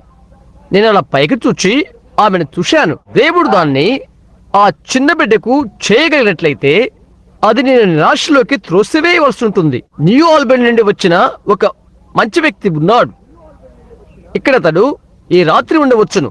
అతను నా సహోదరుడు రాబర్ట్సన్ యొక్క స్నేహితుడు. ఆ చిన్నవాడు ఇక్కడ ఉన్నాడా? అతని భార్యకు ఒకప్పుడు క్యాన్సర్, ఆమె స్వస్థత పొంది ఉన్నది. మరిప్పుడు చిన్న బిడ్డ ఉబ్బసపు జబ్బుతో బాధపడుతూ ఎంతో కురిపిగా మారిపోయాడు. చిన్న బిడ్డ తను సంపూర్తిగా క్యాన్సర్ గొంతుకుతో ఉండిపోయాడు. చూశారా? కనుక ఆ బిడ్డను తాను తీసుకుని వచ్చాడు. వెనకాల తాను చేయి ఎత్తి ఇతన్ని చూస్తున్నాను. ఈ ఉదయం ప్రార్థించాము, అవును కదా? నిరాశలు. భార్య క్యాన్సర్ తో ఉండి చనిపోయే స్థితిలో ఉంటే దేవుడు ఆమెను స్వస్థపరచగలిగాడని అతడు ఎరిగి ఉన్నాడు. దేవుడు భార్యను స్వస్థపరిచినట్లయితే బిడ్డని కూడా దేవుడు బాగు చేయగలడు. అవును, అది దాన్ని నిరాశలో నీకు త్రోసివేసినది. చూశారా? నీవు నిరాశలో ఉన్నప్పుడు నీవు రావాల్సి ఉంటున్నది. అలాంటప్పుడు దేవుడు నీ మనవి ఆలకిస్తాడు. అయితే నువ్వు పట్టి పట్టినట్లుగా ఉన్నట్లయితే, ఆయన చేస్తేమి చేయకపోతేమి అని నిర్లక్ష్యంగా నీవు ఉంటే అది వేరే విషయం అవుతుంది. నీవు చేశావు అని నీవు చెప్తే అది చేయటానికి నిరాశ ఎదురవుతున్నది. మనకు నిరాశ అనగా తెగింపులు లేదంటే ప్రేమలేకనే, దేవుని ప్రేమలేకనే అని నేను తలస్తున్నాను. దేవుని ప్రేమ నిరాశని కలుగు చేస్తుందని నేను నమ్ముతున్నాను. దేవుడు నీలో ఉంటే గుర్తు ఉంటుంది. కాలం యొక్క స్థితిగతులు నీవు తెలుసుకుంటావు. ప్రజలు పాపంలో మగ్గుట్ నీవు చూస్తావు. అది నీ నిరాశలోకి తోసివేస్తాను అనుకుంటాను నేను. ఇప్పుడు వాక్యం ఎంతో విశదంగా తెలుపుతున్నది. ఇది మీరు గ్రహించుకోవాలని గుర్తుంచుకోవాలి. గలతీ 5:6 అది ప్రేమ వల్ల కార్యసాధకం ఒక విశ్వాసమే. చూశారా, ప్రేమ వల్ల కార్యసాధనం అవుతున్నది. విశ్వాసం కలిగి ఉండటానికి ఒకే ఒక మార్గము, మొదటిగా ప్రేమ కలిగి ఉంటాయి. ఎందుకంటే విశ్వాసము ప్రేమ యొక్క ప్రేరేపకము. అదే విశ్వాసము, అది ప్రేమకు ప్రేరేపితము. నీకు ప్రేమ లేకపోతే నీకు విశ్వాసం ఉండనే ఉండదు. చూశారా, నీ భార్య మీద నీకు ప్రేమ లేకుంటే నీకు ఆమె మీద విశ్వాసం ఎలా ఉంటుంది? అది ఫిలియో. మరి దేవుని మీద అగపో విషయం ఏంటి? నీవు దేవుని ప్రేమించకపోతే ఎలాగదవుతుంది? నీ భార్యను ప్రేమించడానికి నీవు చెప్పి దాని గురించి ఎన్నడూ ఆమెతో చెప్పకపోతే, ఎన్నడూ ఆమె వద్ద కూర్చొని ఆమెను ప్రేమించచ్చు, ఆమెకు అది తెలపకుండా, ఆమెను ముద్దు పెట్టుకొనకుండా, ఆమెను హత్తుకొనకుండా, దేశంలో గొప్ప వంటగత్తి అని చెప్పకుండా, ఆమె ఎంత అందగత్తియో, నీవెంతగా ఆమెను ప్రేమిస్తున్నావో నీవు ఆమెకు చెప్పకపోతే, నీవు అలా చేయకపోతే ఆమెది తెలుసుకునేలా ఎలా తెలుసుకుంటుంది? అదే మార్గము. నీవు ఆమెను ప్రేమిస్తే నీవు తెలియచేయాలి. దేవుని విషయంలో కూడా అలాగే చేయాలి. మనం ఆయన ప్రేమిస్తే దాన్ని గుర్చి మనం ఆయనకు తెలియజేస్తాం. మనం కూర్చొని ఆయన ఆరాధన చేస్తాం, పూజ చేస్తాం. చూశారా, ప్రేమ మనల్ని అక్కడికి నడిపిస్తున్నది. నీ భార్యకి ఏమైనా జరిగించవలసినట్లయితే ఏం చేస్తావు? అది జరిగించే వరకు అది నేను నిరాశలోకి పడవేస్తుంది. నీ భార్యకి క్యాన్సర్ జబ్బు వచ్చిందని ఒకరు చెప్పినట్లయితే ఏం చేస్తావు? నీ భార్యకి టీబీ వచ్చినది, ఆమె చనిపోడు సంసిద్ధంగా ఉందని ఒకరు చెప్తే ఏం చేస్తావు? ఏదైనా నీవు చేస్తావు. చూశారా, అది నేను నిరాశలోకి త్రోసివేస్తున్నది. అది అలాగే ఉంటున్నది. మనకు విశ్వాసం ఉండక ముందు మనకు ప్రేమ ఉండవలసి ఉన్నది. నీకు నిజమైన ప్రేమ ఉన్నట్లయితే అదేం చేస్తున్నది? అది దేవుని కొరకు యుద్ధ భూమిలో విశ్వాసాన్ని ముందు నిలవబెడుతున్నది. అవును కదా? దేవుని కొరకు నిజమైన దైవ ప్రేమ, ఆయన యొక్క వాక్యము కొరకు, ఆయన ప్రజల కొరకున్న దేవుని నిజ ప్రేమ విశ్వాసమును అక్కడ నెడుతున్నది. ప్రేమ అలా విశ్వాసాన్ని పట్టుకొని రా మనం వెళ్దాం అని చెప్తుంది. అది బయటికి వెళ్తుంది. ఎందుకనగా అదే ప్రేమ చేసే పని. 14:3 యేసు చెప్పాడు, ఒక్కడు నన్ను ప్రేమిస్తే అతడు నా మాటలు గైకొనును. ఆయన చెప్పిన వాటి యందు నీవు విశ్వాసం ఉంచకపోతే ఆయన మాటలు నీవెలా గైకుంటావు? కాబట్టి చూశారా, అతడు దేవుని ప్రేమిస్తే అలాంటప్పుడు అతడు దేవుని వాక్యమును గైకుంటాడు. నిన్ను స్వస్థపరచు యెహోవాను నేనే అని ఆయన చెప్పినట్లయితే అతడు దాన్ని నమ్ముతాడు. ప్రేమ దాన్ని నమ్ముట్లుగా చేస్తున్నది. ఎందుకంటే ప్రేమ అన్నిటినీ జయిస్తున్నది. కాబట్టి దేవదూతల భాషలతోనూ మనుషుల భాషలతోనూ నేను మాట్లాడాను, ప్రేమ లేనివాడైతే వ్యర్థులను. అవునా? కొండలో పెగిలించగల విశ్వాసం గలవాడైనను ప్రేమ లేనివాడైతే అది వ్యర్థమే. ప్రేమ అన్నిటినీ జయిస్తున్నది, అనగా దాటిపోతున్నది. దేవుడు ప్రేమయున్నాడు, ఒక ప్రేమ దేవుడు. అవునండి, ఒకడు నన్ను ప్రేమించిస్తే అతడు నా మాటల గైకొనును అని యేసు చెప్పాడు. నిరాశలో ఉన్నటువంటి ఒక పురాణాన్ని దేవుడు దర్శించుడనే నిజం మనకు తెలుసు, మనందరికీ అది తెలుసు. అయితే అది సహజంగా నిరాశ అట్టి నిస్పృహలోకి మనల్ని తీసుకెళ్తుంది. దాన్ని చేయటానికి ఒకటి కావలసి ఉంటున్నది. యాకోబు 5:15 బైబిల్ ఇలా తెలియజేస్తున్నది, మనఃపూర్వకమైనది బహు బలము గలది అని. అదే నిరాశ సహసం. నీతిమంతుని విజ్ఞాపన మనఃపూర్వకమైనదై బహు బలము గలదయుండును. ఒక నీతిమంతుడు, ఒక మంచి మనిషి తన ఆత్మ ప్రయాణం చేస్తే లేక ప్రసవేదన పడితే, ఏదైనా ఒకటి ప్రయాణము చేయటం మంచి మాట అని నేను అనుకుంటున్నాను. ప్రసవ వేదన పడుట లేక ప్రయాణము చేయుట ఏ విధంగా పిలవాలనుకుంటే అలాగే. ఒక ప్రాణం నిరాశలో ఉండిపోయినప్పుడు, ప్రసవేదనలో ఉండిపోయినప్పుడు ఒకడు మహనపూర్వకమైన బహు బలము కలిగిన ప్రార్థన గుర్తును చూయించగలిగి అది ఒకటి చేస్తున్నది. చూశారా, ఇక్కడ యాకోబు 5:16 ఇక్కడ బైబిల్ ఏమి చెప్తుందో గమనించు. మన పాపములు ఒప్పుకొనుట, సరిచేసుకొనుట, దానికై సరిచేయబడి పాపములు ఒకరితో ఒకరు ఒప్పుకొనుడి. నీ కొరకు ప్రార్థన చేయమని ప్రజలను అడుగు. ఒకరితో ఒకరు పాపములు ఒప్పుకొనుడి మరియు ఒకరికొరొకరు ప్రార్థన చేయుడి. అక్కడే మీరున్నారు. ప్రేమతోనే నా తప్పిదాలు మీతో ఒప్పుకోవటం నాకు నమ్మకం ఉంటున్నది. ఆ విధంగానే నీ తప్పిదాలు నాతో ఒప్పుకుంటా. నేను నీ కొరకు ప్రార్థించగలిగినంతగా నేను నిన్ను ప్రేమిస్తాను మరియు నీవు నా కొరకు ప్రార్థన చేస్తావు. దాంతో మనం నిలబడతాం. మనఃపూర్వకమైనదై జవాబు వచ్చు వరకు బహు బలము గలదొక ప్రార్థన ఉంటున్నది. అదే నిరాశ, అదే నిరంతరం మనకు కావలసి ఉన్నది. ఏమి జరిగినదో దాన్ని గూర్చి కొన్ని లేఖన ఉదాహరణలు తీసుకుందాం. ప్రభుచితమైతే ఇక కొన్ని 15 నిమిషాల వరకు యాకోబు అతడు ఒక తరహా నిర్లక్ష్యపడిన మనిషి. అతడు తన మనసులో తలంచాడు, జ్యేష్ఠత్వం అంటే అంత తనకున్నదలే అని అనుకున్నాడు.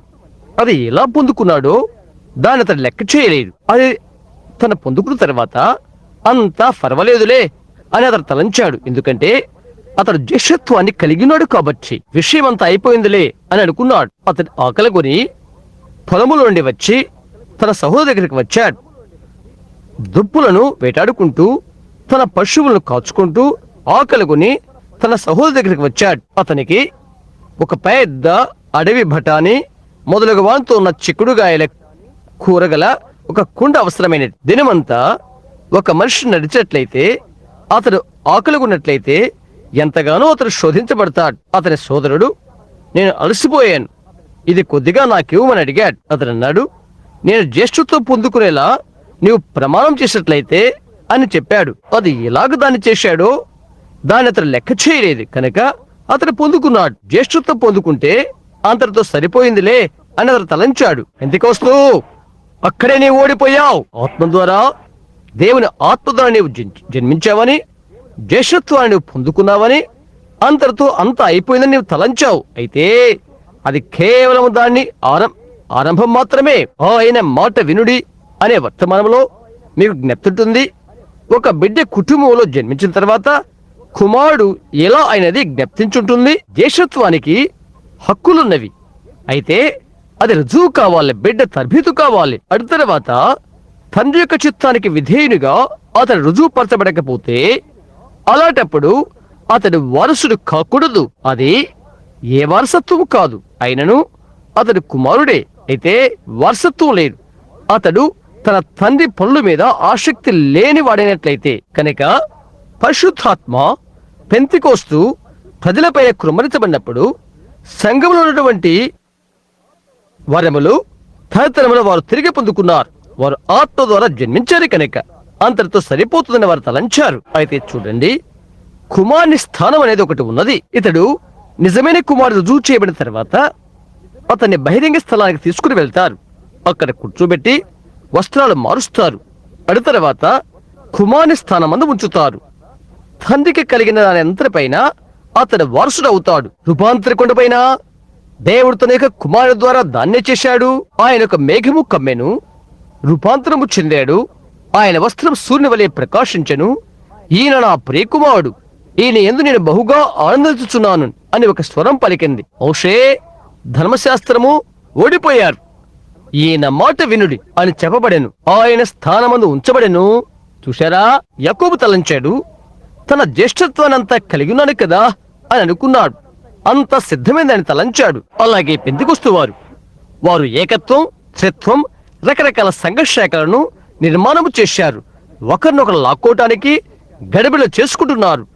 గురుతు చూయించబట్టలేదని రుజువైపోయినది. ద్వేషం, క్రోధం, కక్ష, చూశారా, అది వారు పొందుకున్నది. చూడండి, యాకోబు అదే తలంచాడు. అయితే ఒక రాత్రి తన ప్రాణభయం చేత నిరాశ తన్ని కబలింపజేసినది. నది దాటిన తర్వాత నాన్న నన్ను చంపడానికి సంసిద్ధంగా ఉన్నాడు అని తాను వెళుచున్న ప్రాంతాన్ని గురించి ఆలోచన చేశాడు. గమనిస్తున్నారా, అతడి కలిగినటువంటి జ్యేష్ఠత్వమే అతన్ని మరణానికి నడిపించడానికి సాధనమైనది. నీవు పరిశుద్ధాత్మలో జన్మించినట్లయితే కొన్నిసార్లు నీవు పొందిన పరిశుద్ధాత్మయే, అది నీవు గమనించినట్లయితే నీవు పొందిన పరిశుద్ధాత్మయే అదే నిన్ను అంతమునకు ఆ తీర్పు తీరుస్తున్నది.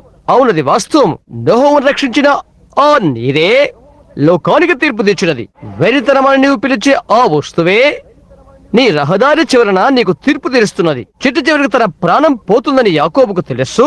తన సహోదరుడు 400 మంది సైన్య జనాన్ని వెంటబెట్టుకుని వస్తున్నాడని, అతడు దారిలోనే ఉన్నాడని వర్తమానికుడు తెలియచెప్పాడు. భయం అతన్ని ఆవరించినది. ఏశావుకు సమాధాన అర్పణ చేటు కొరకై ఎడ్లతో, గొర్రెలతో, పశువులతో కలిసి మనుషులను పంపాడు. అడి తర్వాత మరొక గుంపుతో బయలుదేరాడు. అతని మొదటిగా కలుసుకుని అతని కోపాన్ని చల్లార్చడం కోసం అతను మరొక గుంపుతో బయలుదేరాడు. అది అతన్ని ఆపలేదు. బహుశా అతడు నాకంటే ధనికుడై ఉండవచ్చును, అతనికి అవసరం లేదు అని తలస్తున్నాడు. అడి తర్వాత తన భార్యలను, చిన్న బిడ్డలు తీసుకుని ముందుగా పంపుతున్నాడు. ఒకవేళ తన భార్యలను చిన్న బిడ్డలను చూచి ఏశావు నిజంగా తన చిన్న మరదలను తమ్ముని బిడ్డను చూచి అతను చంపడు అని అనుకున్నాడు. తర్వాత అయినప్పటికీ అది అతడు చేయలేకపోయాడు. ఏ విధంగా మానవులను లోబర్చుకోవాలో దేవునికి తెలుసు. యాకోబు నది దాటాడు, అక్కడ అతను మోకరించాడు. చూడండి, అంతక్రితం అతడు ఒక విధంగా కొద్దిగా బిడియపడేవాడు. అలా అన్నందుకు నన్ను క్షమించండి. అతడు యాకోబు, అతని మోసుగాడు. అదే అతడు. అయితే ఒకటి అతనికి జరగవలసి ఉన్నది. అక్కడే నిరాశ. అతని ముందు మరణం ఉండినప్పుడు తెగింపు, నిరాశ ఉంటున్నది. ఇక్కడ ఈ రాత్రి అనేక మంది కూర్చుని ఉన్నారు. మరణం మీ ముందు ఉంచబడి ఉన్నది. మీరు కోరే విషయాన్ని సాధించగల ఒకే ఒక మార్గము నిరాశ వచ్చి ఉన్నది. ఈ రాత్రి నాకు అది కావాలి, ఇప్పుడే నేను దాన్ని పొందుకుంటాను, లేదా నేనేమైపోతాను, రేపది ఎంతో ఆలస్యమైపోతుంది. ఇప్పుడే నాకు అది కావాలి. పరిశుద్ధాత్మకు గురుతయగు బాప్తిసం కొరకు నీవు ప్రార్థించినప్పుడు, సరే నేను ఇప్పుడే వెళ్ళి ప్రయత్నం చేస్తాను ప్రభువా, నేను కొద్దిగా అలసిపోయాను అని నీవు చెప్పవద్దు సుమా. నీ స్థలములోనే నీవు ఉండు, ఎటువంటి ప్రయత్నం చేయి. ప్రార్థన వరుసకుండా నేను వెళ్తాను. నా తలపై నూనె రాయి, ఏమీ నా మెరుగు తిరుగుతుందేమో నేను చూడాలి అని నీవు చెప్తే, అలాంటప్పుడు నీవెక్కడున్నావో అక్కడ కూర్చోవటం మంచిది. నీవు ఆ స్థలానికి చేరుకునే వరకు, సంఘమంతా స్థలానికి వచ్చే వరకు అది జీవమరణల మధ్య ఉంటుంది. అప్పుడే నీవు దానిని పొందుకోవాలి, లేదా నశించిపోతావు. అప్పుడు దేవుడు రంగం మీదకి సాగిపోతాడు. దేవుని రంగం మీదకి తెచ్చుటకు నిరాశలోని సాహసం అవసరమవుతున్నది. ముందెన్నడి కూడా ఏడవనటువంటి ఏడ్పు యాకోబు ఏడ్చాడు. దేవుని పట్టుకునేంత వరకు అతను నిరాశతో ముర్ర పెట్టాడు. అతడు అలా చేసి పొట్లా లేదు. ఏదో 15 నిమిషాలు కాదు, రాత్రంతా ఆయన ఉంచేట్లుగా తన ఆత్మలో అతను పోరాడాడు. అయినప్పటికీ ఆశీర్వాదం పొందుకోలేదని అతను తెలుసుకున్నాడు. ఆశీర్వాదం వచ్చే వరకు అతను పట్టుకున్నాడు. ఆశీర్వాదం వచ్చే వరకు నిరాశతో సాహసంతో పోరాడాడు. దేవుడు రంగం మీదకి వచ్చే వరకు అలా చేశాడు. ఆశీర్వాదం అతనిపైకి దిగి వచ్చినది. అతను గ్రహించే వరకు నిరాశతో నేను నిన్ను విడువలని మొదలుపెట్టాడు. అనేక మంది ప్రజలు దేవునికి మహిమ కలుగును కాక, నేను ఇప్పుడు దాన్ని పొందుకున్నాను అని చెప్తారు. అక్కడే నువ్వు మోసపోతున్నావు. అవును, ఒకరన్నారు, సహోదరు బ్రహ్యాం, నాకెంతగానో మంచి అనిపిస్తుంది. నేను అక్కడకు వెళ్ళి ప్రార్థించాను, నాకు వణుకు వచ్చినది. అది దేవుడు కావచ్చు. పెద్ద వెలుగు నా ముందర నేను చూశాను, అది దేవుడు కావచ్చు. అయితే దాని గూర్చి కాదు నేను మాట్లాడుతున్నది. హెబ్రీ 6వ అధ్యాయంలో బైబిల్ చెప్తుంది, వర్షం నీతిమంతుల మీదను అనీతిమంతుల మీదను పడెను అని. అది అలాగే ఉంటుంది. గోధుమలు తీసుకురండి, కలుపు మొక్కలు తీసుకుని పొలములో ఉంచండి. అయితే వాస్తవంగా వర్షం గోధుమల కొరకు పంపించబడుతున్నది. అయితే వర్షము గోధుమల పైన ఎలాగో అలాగే కలుపు మొక్కల పైన కూడా పడుతున్నది. గోధుమలు ఎలాగే సంతోషిస్తావో వర్షాన్ని బట్టి, అలాగే కలుపు మొక్కలు కూడా సంతోషిస్తవి. అది ఒకే వర్షం. పరిశుద్ధాత్మ కుమ్మరించబడి నిజ విశ్వాసి ఎలా నడుచుకుంటాడో అలాగే అవిశ్వాసి కూడా చేస్తాడు. అయితే వాటి ఫలముల వలన అవి తెలియబడతవి. దాన్ని గురించి నేను మాట్లాడుతున్నాను. అదే గురుతు. యాకోబు తన నిరాశ నిస్పృహలో ఇలా చెప్తున్నాడు, నీ స్పర్శని నేను ఎరిగి ఉన్నాను, నీవు నాతో ఉన్నావు, నేను నిన్ను విడిచిపెట్టను. దాన్ని మంచిగా చూడవచ్చు. పురప్రంగా కొద్ది ప్రేరేపణ. వారు లేచి ఎగురుతూ గంతులు వేస్తూ సందులో పరిగెత్తుతూ నేను దాన్ని పొందుకున్నాను, నేను దాన్ని పొందుకున్నాను అని చెప్తారు. లేదు, లేనే లేదు. ఒకటి జరిగే వరకు యాకోబు అక్కడే ఉండిపోయాడు. అతని మరొక వ్యక్తిగా మారిన వానిగా చేసినది, మరో విధంగా నడిచేవానిగా చేసినది. ఎందుకంటే అది జరిగే వరకు అతడు ఉన్నాడు అక్కడ. కాబట్టి అతడు గెలిచే వరకు అతడు ఇక్కడ ఉన్నాడని బైబిల్ చెప్తున్నది. ఒక నరుడు దేవునితో పోరాడి ఇలా జయించగలడు. అయితే నీవు దాన్ని చేయగలుగుతావు, నీవు చేయగలవు. ఒక నరుడు దేవునితో పోరాడి గెలవగలుగుతాడు. ఒకప్పుడు హిజ్కియా అనే ఒకరున్నాడు. నీవు చనిపోబోతున్నావు అని యెహోవా ఇలాగు సెలవిచ్చిన ప్రవక్త ద్వారా చెప్పించబడ్డాడు. హిజ్కియా తన ముఖమును గోడతడు తిప్పుకొని నిరాశతో ఏడుస్తూ, ప్రభువా, నేను నీ యథార్థముగా ఇట్లు నడుచుకుంటున్నావు నీవు తెలుసుకునము, నాకు 15 సంవత్సరములు కావాలను అని అడిగాడు. అతడు చనిపోబోతున్నాడని, ఒకటి జరగబోతుందని చెప్పబడిన తర్వాత అలా చేశాడు. నిరాశలో అతడు దేవుని యొక్క ప్రణాళికనే మార్చాడు. నిరాశతో ఎంతగానో ఏడ్చాడు. ఆశీర్వాదం వచ్చే వరకు తన యొక్క పేరు మోసగాడు నుండి దేవునితో పోరాడి గెలిచిన వాడిగా అగ్గు వరకు యాకోబు అక్కడ ఉండిపోయాడు. చిట్టు చివరికి దేశమే అతని పేరును పిలువబడుతున్నది. అవునండి, ఏంటిదంతా? ఆ ఫలితానికి తర్కణం ఏదంటే, ఆ విషయాన్ని గురించి అతను నిరాశపడిపోయాడు. ఆ తర్వాత అతడు ఏషావును కలిసినప్పుడు అతనికి ఎలాంటి కాపలాదారులు అవసరం లేకపోయింది. నేరుగా వెళ్లి అతన్ని కలుసుకున్నాడు. ఎందుకని? అతను నిశ్చితను పొందే వరకు అతను నిరాశలో ఉండిపోయాడు. మరి నీవు నిశ్చితను పొందే వరకు నీవు నిరాశలో ఉండు. నీవు అలాగే లేకపోతే ప్రార్థన చేయించుకుంటూ కూడా రావద్దు, బలిపీఠం యొద్దకు కూడా రావద్దు. అది జీవమరణలో వచ్చే వరకు ఆగు. ఆ తర్వాత ఒకటి జరుగుతుంది, నిశ్చయంగా జరుగుతుంది. నిరాశ. ఒకప్పుడు ఋతు నవోమి ప్రక్క నిలబడి ఆమె నిరాశ చెందినది. ఆమె తన సొంత ప్రజల దగ్గరకు, తాను ప్రేమించిన వారందరి దగ్గరకు, ఆమె ఆరాధించిన ఆమె దేవుల దగ్గరకు వెళ్ళిపోవాలా, లేక నవోముతోనే హత్తుకుని ఉండాలా? ఆమె ఏమి చేయాలి? ఆమె నిరాశలో ఉండిపోయినది. నీవెక్కడికి వెళ్తావో నేనెక్కడికి వస్తాను, నీవెక్కడ నివాసం ఉంటావో నేనెక్కడ ఉంటాను, నీవెక్కడ చనిపోతావో నేనెక్కడ చనిపోతాను, నీవెక్కడ పత్తి పెట్టబెడతావో నేనెక్కడ పత్తి పెట్టబెడతాను, నీ దేవుడే నా దేవుడు, అక్కడే నీ ఉన్నావు. నిరాశ. దేవుడు ఆమెను దీవించాడు. ఆమెను ఓబెదు అను కుమారుని అనుగ్రహించాడు. ఆమెకు ఓబెదు యెష్షయి అను కనెను. అతని ద్వారా యేసు వచ్చాను. ఎందుకనగా నిరాశ ద్వారా ఆ చిన్నదగు రహాబు వేశ్య ఆమె నిరాశలో ఉండిపోయాను. మరణమే ఆమె ముంగిటి ఉన్నదని ఆమె ఎరిగినది.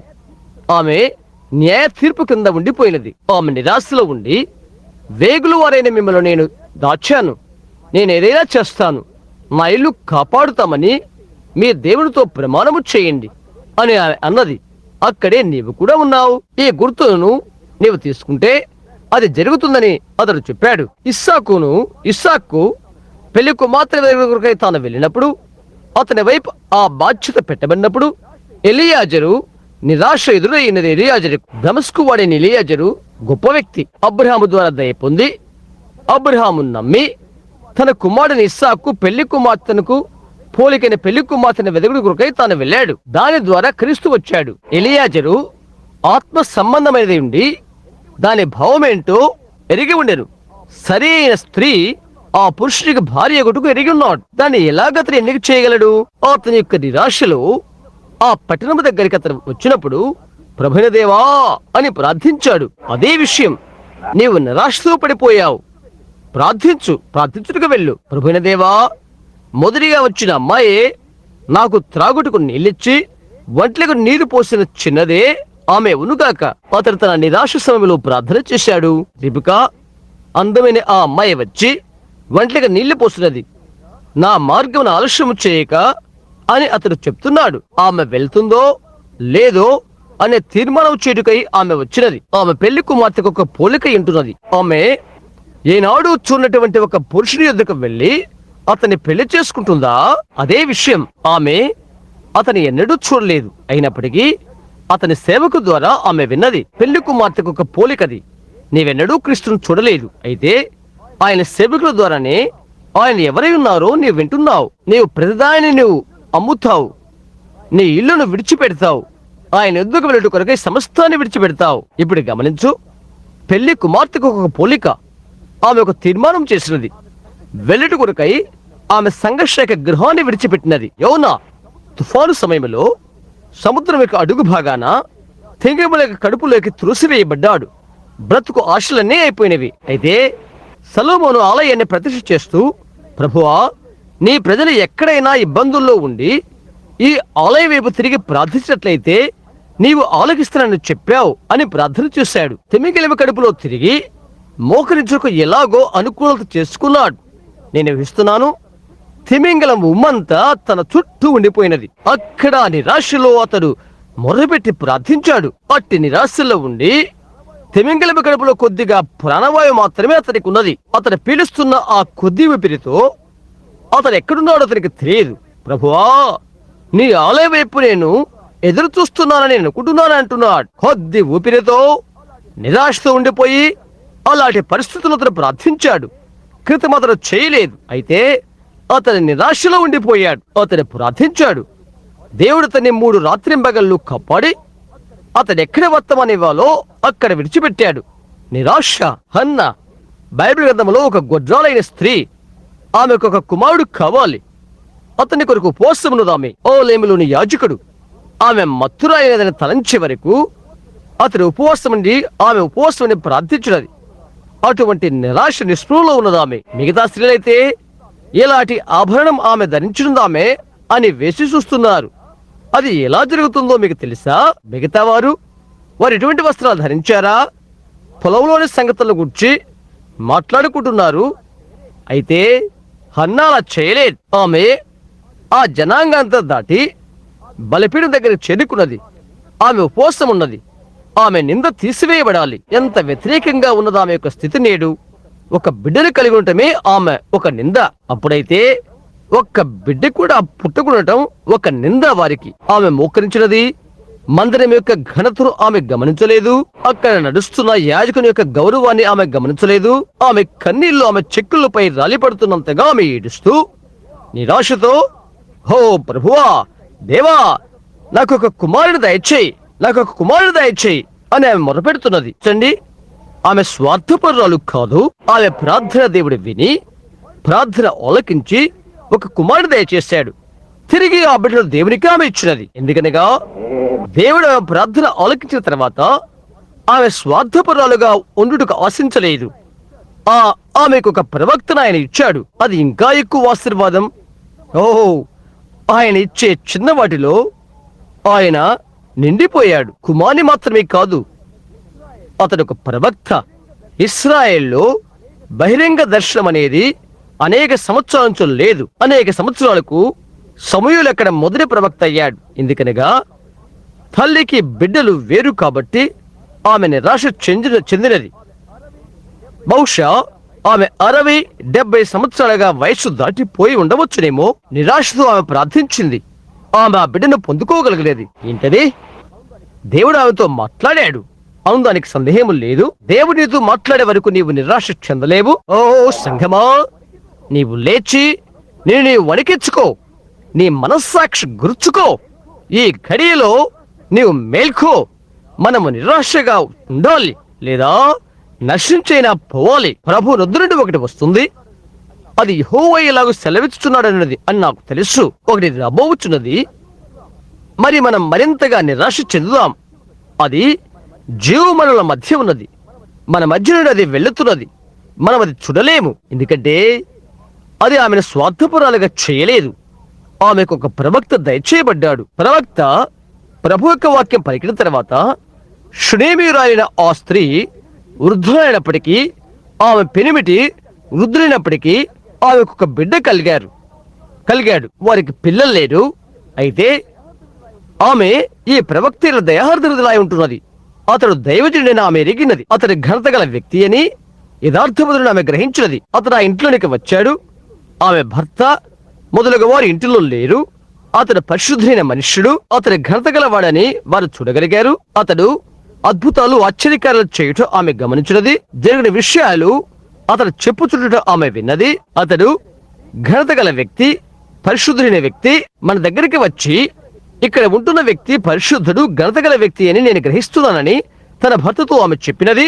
ఆ ఇంటి యజమానురాలు అతడు పవిత్రుడైన మనుష్యుడు ఆమె ఎరిగినది. అతడు చికాకు పడకున్నట్లు అక్కడొక చిన్న ఇల్లు అతని కొరకు కట్టించింది. అతను ఇష్టం వచ్చినప్పుడు వచ్చి ఉండవచ్చు. ఆమె చిన్న పడక, తాను త్రాగటానికి కడుక్కోవటానికి కూజాతో నీరు పెట్టింది. బహుశా కొద్దిగా ఆహారం ఇచ్చి ఒక పనికితో లేక వంటవాడితో లేక మరొకరితో పంపించిండవచ్చును. వచ్చి శుభములు చెప్పి ఉండవచ్చు ఇండును. కనుక ఎలీషా అతను ఎలా చూపిన కనికరాన్ని గమనించాడు. ఈ నా చిన్నవారిలో ఒకరికి చేసిదిరి కనుక నాకు చేశారు అని వ్రాయబడి ఉన్నది. కాబట్టి ఆమె అది చూసింది. ఈ స్త్రీ ప్రవక్తను గౌరవించి దేవుని గౌరవించుచున్నది. ఆమె ప్రవక్తల్లో దేవుని చూచినది. దాని కొరకు ఆమె ఏది కొరలేదు. దేని కొరకు ఆమె హృదయం కోరుటలేదు. ఆమె దేవుని ప్రేమించింది కనుక అది ఆమె చేసింది. ఎలాంటి ఆశీర్వాదం కొరకు ఆమె అది చేయలేదు. ఆమె అలా చేసింది అంతే. ఎలీషా అంటున్నాడు, వెళ్ళి ఆమెను అడుగు. ఆమె నిమిత్తం రాజుతో నేను మాట్లాడవలనా? నేను అతనికి వ్యక్తిగత స్నేహితుడును లేక ప్రాముఖ్య నాయకుడును. అతడు నాకు బాగా తెలుసు అని చెప్పమన్నాడు. ఏదో ఒకటి ఆమెకు నేను సహాయం చేయవలే. ఆమె నన్నంతగా ఆదరించినది కనుక నేను ఒకటి ఆమెకు ఇవ్వాలి. ఆమె నన్ను పోషించింది. ఆమె నన్ను పరుపుల పైన పండుకొంటు కొరకై అలా అనుమతించినది. మా ఇళ్ళ ఎంతగానో ఆమె ఆదరణ చూయించినది. ఇప్పుడు ఏమి చేయాలి? ఆమె చెప్పింది, ఏమీ అవసరం లేదు. నేను నా స్వజనుల మధ్య నివసిస్తున్నాను. మేము అన్నీ కలిగి ఉన్నాం. మేం బాగా బ్రతుకుతున్నాం. చాలు, మాకేమీ అవసరం లేదు. అయితే గెహజీ చెప్పాడు, అయితే ఆమెకు పిల్లలు లేరు అని చెప్పాడు. అది కాక మరి ఏది గెహజీ చూడలేదు. ప్రవక్త దర్శనాన్ని చూడటానికి సందేహం లేదు. అతడు చెప్పాడు, వెళ్ళి ఆమెతో చెప్పు, యెహోవా ఇలాగ సెలవిస్తున్నాడు, తగిన కాలానికి లేక ఒక సమయానికి, ఇప్పటి నుండి 1 సంవత్సరానికి ఆమె ఒక కుమారుని ఎత్తుకుంటుంది అని చెప్పాడు. కుమారుడు జన్మించాడు. ఈ పెద్ద వృద్ధ దంపతులు ఎంతగా ప్రేమించారో ఆ చిన్న బిడ్డను, ఆ ఒక్క బిడ్డను. అతనికి 12 సంవత్సరాలు వచ్చినవి. ఒక రోజు తన తండ్రితో కలిసి గోధుమ నరుగుతున్నాడు. అది మిట్ట మధ్యాహ్నమై ఉంటున్నది. అతనికి ఎండదెబ్బ తగిలినది. నా తలపోయేనే అని అరుస్తున్నాడని నేను అనుకుంటాను. అతడు ఇంకా బలహీనైపోతున్నాడు. పొలముల నుండి తన తండ్రి అతను తీసుకుని పోవలసి వచ్చెను. అటువంటి అత్యవసర పరిస్థితి ఏర్పడింది. ఒక సేవకునితో అతన్ని పంపించే వేశాడు. తల్లి తన యొక్క తొడపైన మధ్యాహ్నం వరకు పరుకుండు పెట్టుకున్నది. అతను చనిపోయాడు. గమనించు, ఆమె యొక్క ఏకైక కుమారుడు, ప్రభువు వల్ల ఆమెకు దయచేయబడినవాడు. ప్రార్థన ద్వారాను ప్రభు ఇలాగ సెలవిస్తున్నాడని ప్రవక్త వాగ్దానం ద్వారా కలిగినవాడు అతడు. ఎక్కడో ఏదో లోపమున్నదని ఆమె గ్రహించింది. అది పనిచేయదు. ఆ కుమార దేవుడు ఆమెకు ఏ విధంగా దయచేశాడు? ఆ బిడ్డ మీదకు ఆమెకు ఆ ప్రేమ ఎలా వచ్చినది? అయినప్పటికీ ఆమె ఎన్నడూ దాన్ని కూరలేదే. ఆ బిడ్డను కలిగి ఉండటానికి ఆమె చాలా వృద్ధాప్య వయస్కురాలే. దానిని దేవునికి హస్తం ఉచ్చారణ చేయవలసి ఉండెను. ప్రవక్తకు ఒక మనుషుడు దాన్ని మాట్లాడాడు. అయితే ఆమె యొక్క ఏకైక కుమారుడు ఈ పరిస్థితిలో చనిపోయాడు. కనుక ఆమె సేవకునితో ఇలా చెప్పినది, గాడిద గంతగట్టి దాన్ని తోలు, దాన్ని ఆపవద్దు. ఎవరైనా ఆపుచూపినట్లయితే ఒక్క మాట కూడా చెప్పవద్దు. నేరుగా కర్మెల పర్వతం యొద్దకు నడువు. అక్కడ ఒక గుహలో ఒక చోట నిలుపు చేయి. అక్కడ సర్వోన్నతులకు దేవుని దాసుడు ఉన్నాడు. నేను ఒక బిడ్డని కలిగి ఉంటానని యెహోవా ఇలాగ సెలవిస్తున్నాడని నాతో ఎవరు చెప్పారో అతడే అతడు. దీనిని ఎందుకు దేవుడు చేశాడో నేను తెలుసుకోవాలి. నేరుగా ముందుకు వెళ్ళు. కంచరగాడిదను ఏమీ పరీక్షించుకు. ఎంత త్వరగా అది పరిగెత్తగలిగితే అంత త్వరగా పరిగెత్తని. నీవక్కడికి చేరే వరకు దాన్ని పరిగెత్తనివు. నిరాశ ప్రవక్తని ఎలీషా లేచి చూచి, షునేమేరని ఇక్కడికి వస్తున్నది. ఏదో ఆమెకు జరిగి ఉంటుంది. దేవుడు దాన్ని నాకు తెలియచేయలేదు. అదేదో నాకు తెలియదు. వెళ్ళి ఆమెని కలు. త్వరపడుదాం. ఏదో జరిగి ఉంటుంది. ప్రవక్త మీదికి ఆ నిరాశ వచ్చినది. ఆ స్త్రీపైకి ఆ నిరాశ వచ్చినది. చూసారా, వారినొకరొకరు కలిసి వచ్చి ఉండేది. ప్రభు యొక్క మాట ఏదో ఒకరు తెలుసుకోవలే ఉన్నారు. ఒకరేమో ప్రభు యొక్క మాట ఏదో తెలియలేకుంటున్నారు. అదే ఒకరేమో తెలుసుకోవాలని ఉన్నారు, మరొకరు అదేంటో తెలియకే ఉన్నారు. ఆ స్త్రీ తెలుసుకోవాలని ఆశపడుతున్నది. ప్రవక్త తెలియకే ఉన్నాడు. దేవుడు దాన్ని నాకు తెలియచేయలేదు. ఆమె వచ్చినప్పుడు నేను ఆమెకు ఏమి చెప్పాలి? నాకు తెలియచేయట్లేదు. కాబట్టి అప్పుడు ఆమె అలాంటి పరిస్థితిలో ఉండిపోయినది. అతను తన చేయెత్తి, అందరూ క్షేమేనా? నీ భర్తతో కూడా అందరూ క్షేమమా? నీ బిడ్డతో కూడా అందరూ క్షేమమా అని అతను అడిగాడు. ఆ స్త్రీ తన నిరాశ చివరి భాగాన్ని ఉండిపోయినది. అందరూ క్షేమమే, మహిమ కలుగును గాక, అందరూ క్షేమే. ఆమె నిరాశ నిష్ఠమైపోయినది. ప్రభు సేవకుని ఆమె కలుసుకున్నది. అతనికి లేకపోతే ఆమె ఇంకా నిరాశలో ఉండిపోయేది. అయితే చూశారా, అతను ఇక్కడే ఉన్నాడు, అంతా క్షేమమే అని ఆమె చెప్పినది. ఎలీషా అనుకుంటున్నాడు, మంచిది, ఇప్పుడు ఏమి జరుగుతుంది అని అనుకున్నాడు. కాబట్టి ఆమె పరిగెత్తుకుంటూ పోయి అతని పదం దగ్గర పడిపోయినది. అది కొంత విదూరంగా కనిపించినది కనుక గెహజీ వెళ్లి ఆమెను పైకి తీశాడు. ఆమెను అలాగే ఉండని, అలా చేయవద్దు అని అతను చెప్పాడు. ఎలీషా తన సేవకుతో అంటున్నాడు, అలా చేయవద్దు, ఆమెను అలా ఉండని. ఏదో ఒక పొరపాటు జరిగినది. దేవుడిది నాకు తెలియచేయలేదు. ఆ తర్వాత బిడ్డ చనిపోయాడని ఆమె అతనికి తెలిపినది. ఇప్పుడు ఏమి చేయాలో ప్రవక్తకు తెలియలేదు. గెహజీ, నేను నడిచి ఆ కర్రను తీసుకో అని అతను చెప్పాడు. అతను ముట్టుకున్నది దీవించబడిందని అతనికి తెలుసు. ఎందుకంటే అది అతడు కాదు, అది అతనిలో ఉన్న దేవుడే. అతనెవరో అతనికి తెలుసు. అతని ప్రవక్త అయిన తనకు తెలుసు. కాబట్టి అతని కర్రను తీసుకుని, గెహజీ, నీవు దీన్ని తీసుకుని వెళ్ళి బిడ్డపై ఉంచు అని చెప్పాడు. ఎవరైనా నీతో మాట్లాడితే నిరాశపడతావు. ఎవరికీ నీవు నమస్కరింపవద్దు. ఆగకుండా వెళ్ళు. ఎవరితోనూ మాట్లాడవద్దు. బిడ్డ మీద దాన్ని పెట్టు. అయితే ఆ స్త్రీ ఆమె యొక్క నిరాశను తెగింపు చేసుకోలేదు. దేని కొరకు ఆమె వచ్చిందో తద్వారా ఆమె తృప్తి పడలేదు. ఆమె అంటున్నది, ప్రభువైన దేవుడు జీవించున్న మట్టుకు నీ వచ్చి బిడ్డకు పరిచయం చేయ వరకు నేను నిన్ను విడిచిపెట్టను అని చెప్తుంది. ఎలీషా నిరాశ చెందిపోయాడు. ఆమె అతడు రహదారిని వెళ్తున్నారు. వారు ఇక్కడ ఉన్నప్పుడు ఆ పొలంలోని ప్రజలంతా ఏడుస్తూ రోదన పెడుతున్నారు. ఆ స్త్రీ ఒక మంచి సరైన కార్యమే చేసినది. ఆమె ఆ బిడ్డను తీసుకుని ఎలీషా ఎక్కడ పడుకుంటాడో ఆ పడకపై పెట్టినది. అది అతని కర్ర ఎంత ఉపయోగమో అంత ఉపయోగం. అతను ఇక్కడ మేల్కొలేదు కనుక అక్కడది పనిచేయలేదు. మరొక వ్యత్యాసకరమైనది తెలుసుకోవాలని ఆమె ఆశించింది. ప్రవక్త లోపలికి వెళ్ళాడు. అతడు నిరాశలో ఉన్నాడు. ఇప్పుడు అతను ఏమి చేయబోతున్నాడు? అతడు వెళ్ళి నేలపై నిరాశతో సాష్టాంగపడ్డాడని బైబిల్లో మనం చూస్తున్నాం. ప్రభువా, నాకేమి తెలియదు, ఇదిగో నేను ఇక్కడే ఉన్నాను, యెహోవా ఇలాగు సెలవిచ్చుచున్నాడని నీవు నన్ను ఆ స్త్రీతో చెప్పమన్నావు.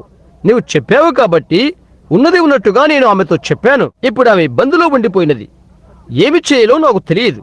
ఇక్కడ చచ్చిన బిడ్డ పడి ఉన్నాడు. ప్రభువా, నేనేం చేయాలి? దేవునిలో ఉన్నట్లయితే ఆ బిడ్డ మీద నీవు పడుకో అని పరిశుద్ధాత్మ చెప్పి ఉన్నాడని నేను నమ్ముతున్నాను. మొదటిగా అతను ఏమి చేశాడో తెలుసా? అక్కడ ఆగి పరిగెత్తి వెళ్ళి అతని చేతులపైన తన చేతులను, అతని ముక్కు పైన అతని ముక్కును, అతని పెదవులపైన తన పెదవులను పెట్టాడు.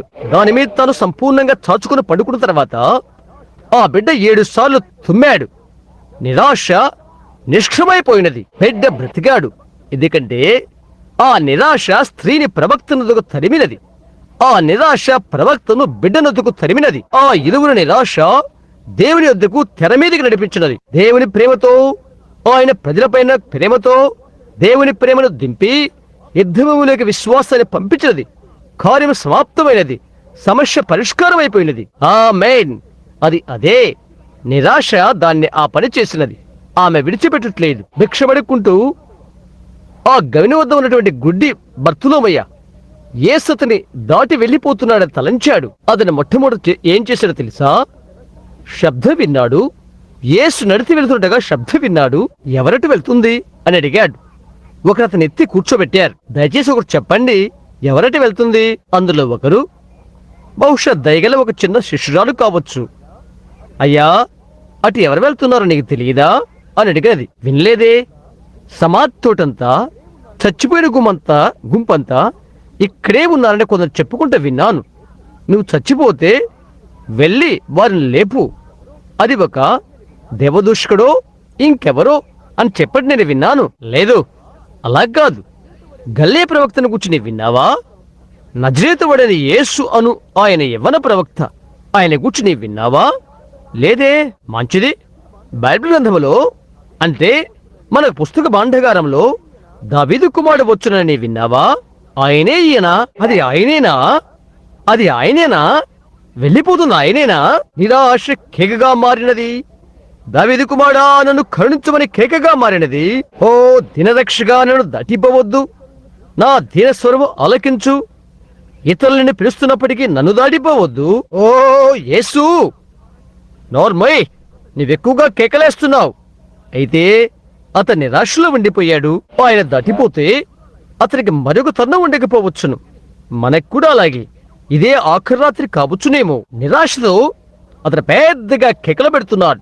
ఓ యేసు అని కేకలు పెడుతున్నాడు. ఆగమని ఎంతమంది చెప్పినా అది అతనికి అనవసరం. అదేవిధంగా ఇంకా బిగ్గరగా కేకలు వేస్తున్నాడు. ఆత్మని వారితో చెప్తే అతను ఇంకా దాన్ని పెద్ద చేస్తున్నాడు. అతను నిరాశలో ఉన్నాడు. ఎవరూ అతను నిలుపు చేయలేరు. దావీదు కుమారుడా, నన్ను కరుణించు. నిరాశతో అతను పెద్దగా కేక వేస్తున్నాడు. దేవుని కుమారుడు లోక పాపములు ఆయన భుజంపై వేసుకుని లోక బలి కొరకై యెరూషలేమునకు వెళ్తున్నాడు.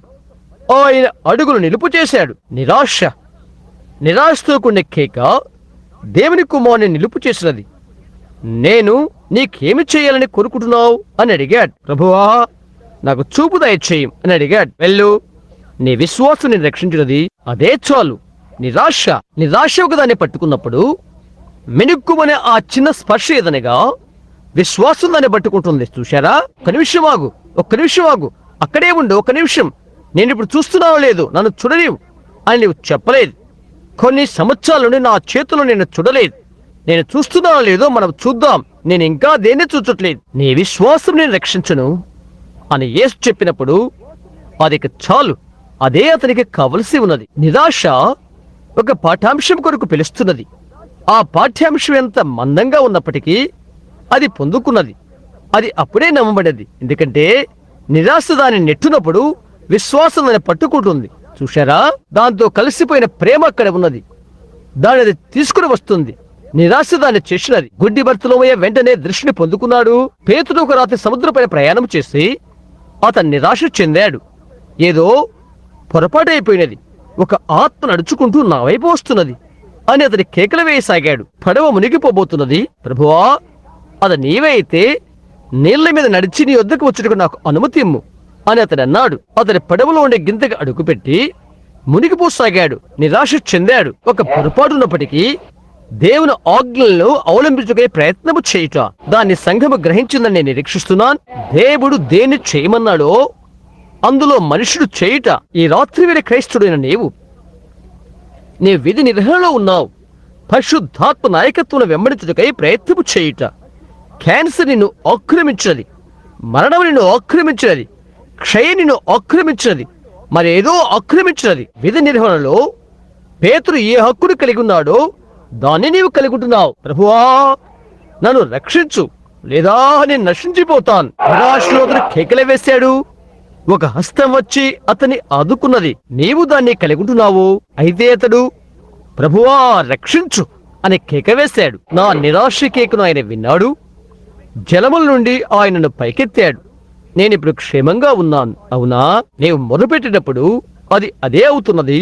ఈ చిన్న స్త్రీ ఒక తల్లి కావచ్చును, ఆమెకు అది ఏమైనప్పటికీ ఒక చిన్నబిడ్డ కావచ్చు, మనుబిడి కావచ్చు, మెనలుడు కావచ్చు.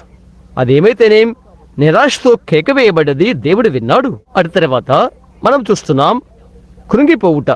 దేవుడు అతని మొరడు విన్నాడు. అతని విధి నిర్వహణలో అతని కృంగిపోయాడు. అతని ఓడిపోయాడు. నీవు ఓడిపోయినా పర్వాలేదు, దానివల్ల తొలిగేదేమీ లేదు. మనమంతా ఓడిపోతాం. మనము అపజయ పొందేవారము ఆరంభములు. అయితే నీటిపైన మనల్ని నిలబెట్టి మనల్ని దరిచేర్చేవారు బలమైన బాహువుతో మన ప్రక్కన ఉన్నవారు ఒకరున్నారు. నీవు ఒక తప్పు చేశావా? కొందరు స్త్రీలు తప్పు చేస్తారు, కొందరు పురుషులు తప్పు చేస్తారు, కొందరు బాలురు, కొందరు బాలికలు తప్పు చేస్తారు. కృంగిపోవద్దు సుమా. నిరాశలో ప్రభువా నశించిపోతున్నాను, నన్ను రక్షించు అని కేకవేయ్. దాని గురించి నిరాశలోనికి రా. దేవుణ్ణి మొరను ఆలకిస్తాడు. ఆయన ఎల్లప్పుడూ కూడా కృంగిపోయిన ప్రాణాన్ని, అలాంటి మొరను స్వీకరించేవాడు. దాని గురించి నేను చెప్పాలనుకుంటున్నాను. ప్రపంచమందరి అత్యున్నతమైన యుద్ధభూమిలో గెత్సెమనెలో మన ప్రభువైన యేసుక్రీస్తు వారి నిరాశలో ఆయనే కేక వేశాడు. లోక పాపమును ఆయన తీసివేయాలా, లేక ఆయన ఏమి చేయగోరుచున్నాడో అలాగ తన ప్రియమైన శిష్యులతో భూమి మీద ఉండిపోవాలా? అయితే ఆయన తన్ను తాను తగ్గించుకున్న ఆయన దీనత్వాన్ని గమనించు. నా ఇష్టము కాదు కానీ నీ చిత్తమే సిద్ధించునుగాక. పరలోక దేవుని వాగ్దాన వాక్యమును తన్ను తాను తగ్గించుకున్నాడు. గమనించు, ఆయన కొద్దిగా ముందుకు వెళ్ళిపోయాడు. ఆయనే కొంచెం ముందుగా వెళ్ళినట్లయితే మనం ఎంత ముందుగా వెళ్ళవలసి ఉన్నది గమనించారా? గమనించండి. ఇక లూకా సువార్త అనుకుంటాను, లేఖనం ఇలా చెప్పినది, ఆయన మరింత ఆతురముగా ప్రార్థించను అని. సహోదరి సహోదరుడా, యేసే అంత ఆతురముగా ప్రార్థిస్తే మనం ఎంత ఆతురముగా ప్రార్థించవలసి ఉంటున్నది. ఆకాశమందుల దేవుడే క్రీస్తే శరీరధారి ఆతురముగా ప్రార్థించినట్లయితే కృప వలన రక్షించబడిన పాపులమైన మనం ఎంత ఆతురముగా ప్రార్థించవలను. సమస్య, దేవుని కుమారుని నిరాశలోనికి నెట్టివేస్తే నీ సంగతి నా సంగతి ఏంటి? నిరాశతో మనం కేకలు వేయవలసి ఉన్నది. ఈ కడవరి దినాల్లో దేవుడు మనకెంతగానో మనకు బయలుపరుచుకుంటాడు. ఆయన యొక్క గొప్ప సూచికల వలన, బలము వలన మళ్ళా నిరాశలోనికి తీసుకుని వస్తాడు. అవునా? ఆ స్వస్థత రాయుద్ధకు చేరుటకు, ఆయన ఇష్టత మనల్ని స్వస్థపరిచి రక్షించుటకు, ఆయన నిండే నిస్పృహలోనికి, నిరాశలోనికి మనల్ని త్రోసివేస్తాడు. అవునా? రెడ్ క్రాస్ సంస్థాపక చేసిన ఫ్లోరెన్స్ నైటింగేల్ యొక్క ముని మనుమరాలు, ఆమె విషయం చూడు. పుస్తకములో ఆమె బొమ్మను చూసినట్లయితే 30 పౌండ్లు మాత్రమే బరువు కలిగి ఉన్నది. క్యాన్సర్ ఆమెను తినివేసినది. ఆమెను ఆఫ్రికాలో నుండి ఇంగ్లాండ్లోనికి, లండన్కు తీసుకుని వచ్చారు. అంతటి నిరాశలో ఆమె ఉన్నప్పుడు సహోదరి బోస్వర్త్, మేము ఆఫ్రికాకు రాలేకున్నాం అని ఆమెకు తెలియజేస్తూ తిరిగి ఉత్తరం రాశాడు. ఆమె తిరిగి దాది ద్వారా ఉత్తరం రాస్తూ, నేను కదలలేకున్నాను. నేను చేయలేనని తెలియచేసినది. పటములో కనిపించినది. మీరు ఆ పటమును చూశారు. దానిపై కేవలం చిన్న ముక్క మాత్రం పెట్టి ఉన్నాం. దాని చుట్టూ చిన్న తాడు మాత్రం చుట్టిపడవున్నది. బహుశా ఒకరు విమర్శించడం కోసం పుస్తకంలో పెట్టి ఉంచారు. ఆమె శరీరం అంతా చాలా ఎక్కువగా కనిపిస్తుంది. ఇక్కడ ఆమె చుట్టూ చిన్న వస్తువు చుట్టి ఉంచాం. ఆమె వెనకాల భాగానికి చిన్న రుమాలు చుట్టూ ఉంచాం. అయితే పైన మాత్రం ఏమీ లేదు. అయితే చిన్న కాగితం దాని పైన పెట్టి దాన్ని పటము తీద్దామనుకున్నాం. కాగితములో ఆ పటం ఉంచడం వలన ప్రజలు నన్ను విమర్శించుకునేలాగన అపార్థం చేసుకునే వివిధ భావాలు గలవారు ఆ పటాన్ని ఉంచాను. వారు అపార్థం చేసుకోకుండా రీతిగా. తర్వాత వైద్యుడు ఆమె కదలలేకున్నదని తెలియచేసినప్పుడు నేను ఇంగ్లాండ్ దర్శించబోతున్నానని ఆమె తెలుసుకుని వారు ఆమెను దొర్లించే బండిలో పెట్టి ఇంగ్లాండ్లోని లండన్కి వచ్చినట్లుగా ఆమెను మూటగట్టారు. బకింగ్హామ్ ప్యాలెస్ కి ఆమె రాకముందే ఆమెను ప్రార్థించడం కొరకై రక్షణ భటుని ముందుగా పంపారు. ఆమె నాతో మాట్లాడినంతగా క్షీణించిపోయింది. ఆమె చేతులెత్తి వారు నా ముందుంచారు. మీరు కొంతమంది సైనికులు లండన్ లో ఉన్నారు. అది ఎలాగుంటుందో మీకు తెలుసు. అది ఎంతో పొగ మంచు కమ్ముకొని ఉంటున్నది. నేనిక్కడ కిటికీ ప్రక్కన మోకరిచ్చున్నాను. కన్నీళ్లు కారిపోతున్నవి. ఆ కన్నీళ్ళు అలా కరటానికి ఎక్కడి నుంచి ఆ తేమ ఆమెకు వచ్చినదో నాకు తెలియదు. ఆమె కేవలం ఎముకలు, చర్మం కప్పబడి ఉన్నది. కాళ్ళు మొదలుకొని తొడల పైభాగాల వరకు 2-3 అంగుళాల చుట్టుకొలతో ఉన్నట్లు నాకు కనిపించింది. ఆమె నరాలు తెగిపోయినవి. ఆమె ఏ విధంగా బ్రతుకుతున్నదో నాకు అర్థం కాలేదు. ఆ తర్వాత ఆమె పటాన్ని చూద్దాం. పడక ప్రక్క నేను మోకరించాను. ఆమె నిరాశలో ఉండిపోయినది. నేను రాగంలో లేదో అని ఎలాగైతే వారు ఆమెను తీసుకుని సిద్ధంగా ఉన్నారు. నేను ఇక్కడికి చేరుకున్నాను. నా హృదయం నాలో రక్తసిక్తమైపోయినది. ఆ చనిపోతున్న ఆ చిన్న జీవి కోసం, ఆ అమాయక విశ్వాసి కోసం నా నిండు హృదయముతో నేను మనస్సారా ప్రార్థించాను. నేను ప్రార్థించడకై మొదలుపెట్టగానే ఒక చిన్న పావురము గువ్వ ఎగిరి వచ్చి కిటికీలోనే రాలింది. కో అని అరుస్తూ ముందుకొచ్చింది. అది పెంపుడు పావురు కదా అని నేను అనుకున్నాను. నేను ఒక గంట ఎక్కువసేపు ఇంగ్లాండులో లేను. అప్పుడే విమానాశ్రయం దగ్గర నుండి వచ్చాను. అది పెంపుడు పక్షి అని అనుకున్నాను. నేను నిలబడి ఆమెన్ అని చెప్పగానే అది ఎగిరిపోయినది. ఆ పావురపు కూత విన్నారా అని సహోదరులు నేను అడిగాను. ఆ పావురం దాని కూత అర్థమేంటో అని నేను అడగగానే దాని గురించి వాడు మాట్లాడుకోవటం ఆరంభించారు. అది వచ్చి యెహోవా ఇలాగు సెలవిచ్చుచున్నాడు, నీవు బ్రతుకుతావు, నీవు చావు అని దాని అర్థం. ఆమె ఈనాడు బ్రతికి ఉన్నది. ఎందుకని? నిరాశ. బ్రతుకుతానా చచ్చిపోతానా అనే నిరాశ ఆ స్త్రీని తరిమివేసినది. నిరాశ దాన్ని ఏర్పాటు చేసినది. నేనే వచ్చి సమయంలోనే ఆమె చేరుకున్నది అక్కడికి.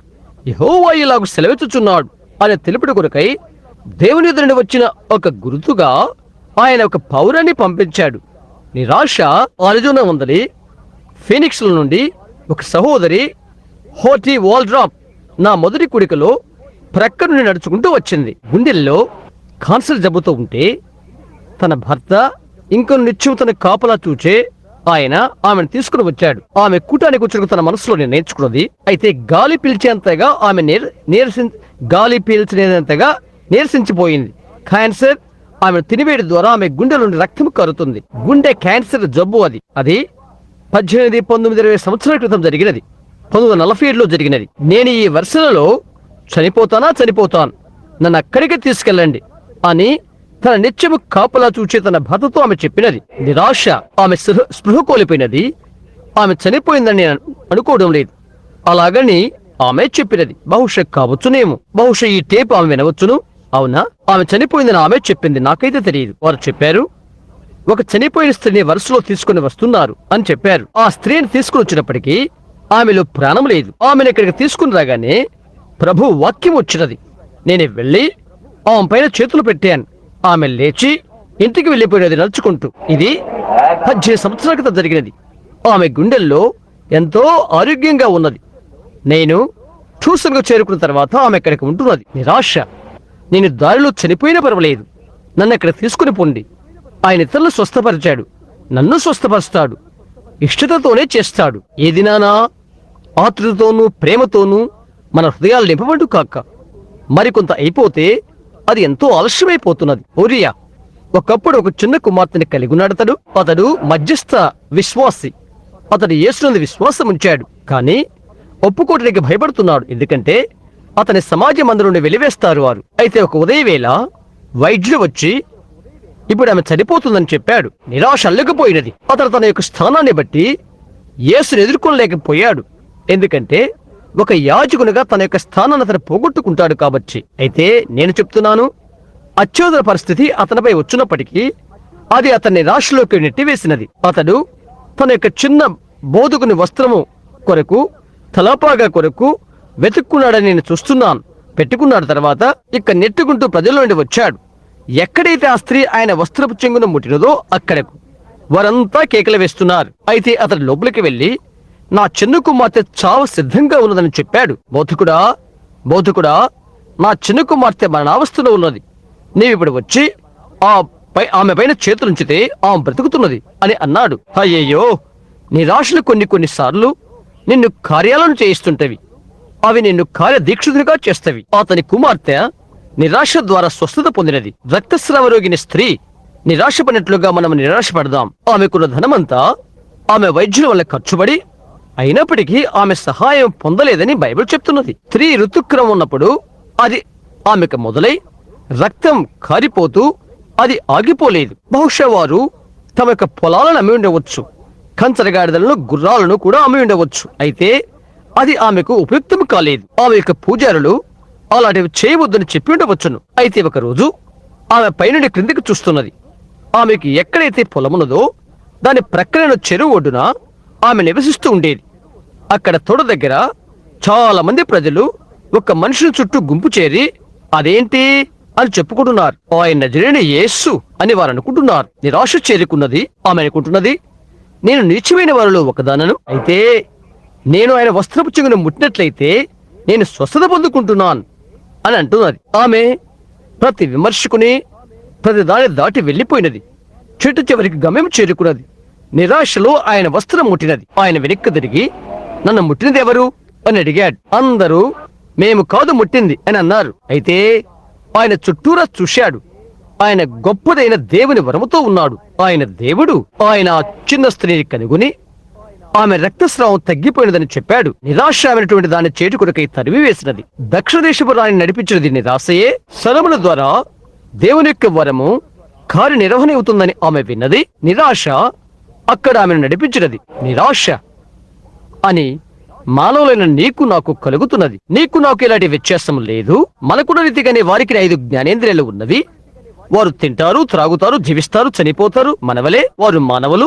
ఆమె తన రాజ్యాన్ని విడిచి వెళ్ళినంతగా నిరాశ అంతగా ఆమెను తరిమివేసినది. సహారా ఎడలిలో ఆమె 40 దినాల ఒంటెల పైన ప్రయాణములో ఇస్మాయిలు ఆమెను బందిపోటు చేస్తారనే విషయాన్ని ఆమె నిరాశ చేత మరిచిపోయినది. నిరాశ ఎలాగైతేనే ఆమె వెళ్లిపోయినది. ఆమె ఇక్కడికి చేరుకున్న తర్వాత ఆమె ఏమి తెలుసుకోవాలని సొలొమోను ద్వారా ఆశించిందో అది అతనికి మరుగు చేయబడలేదు. నిరాశ.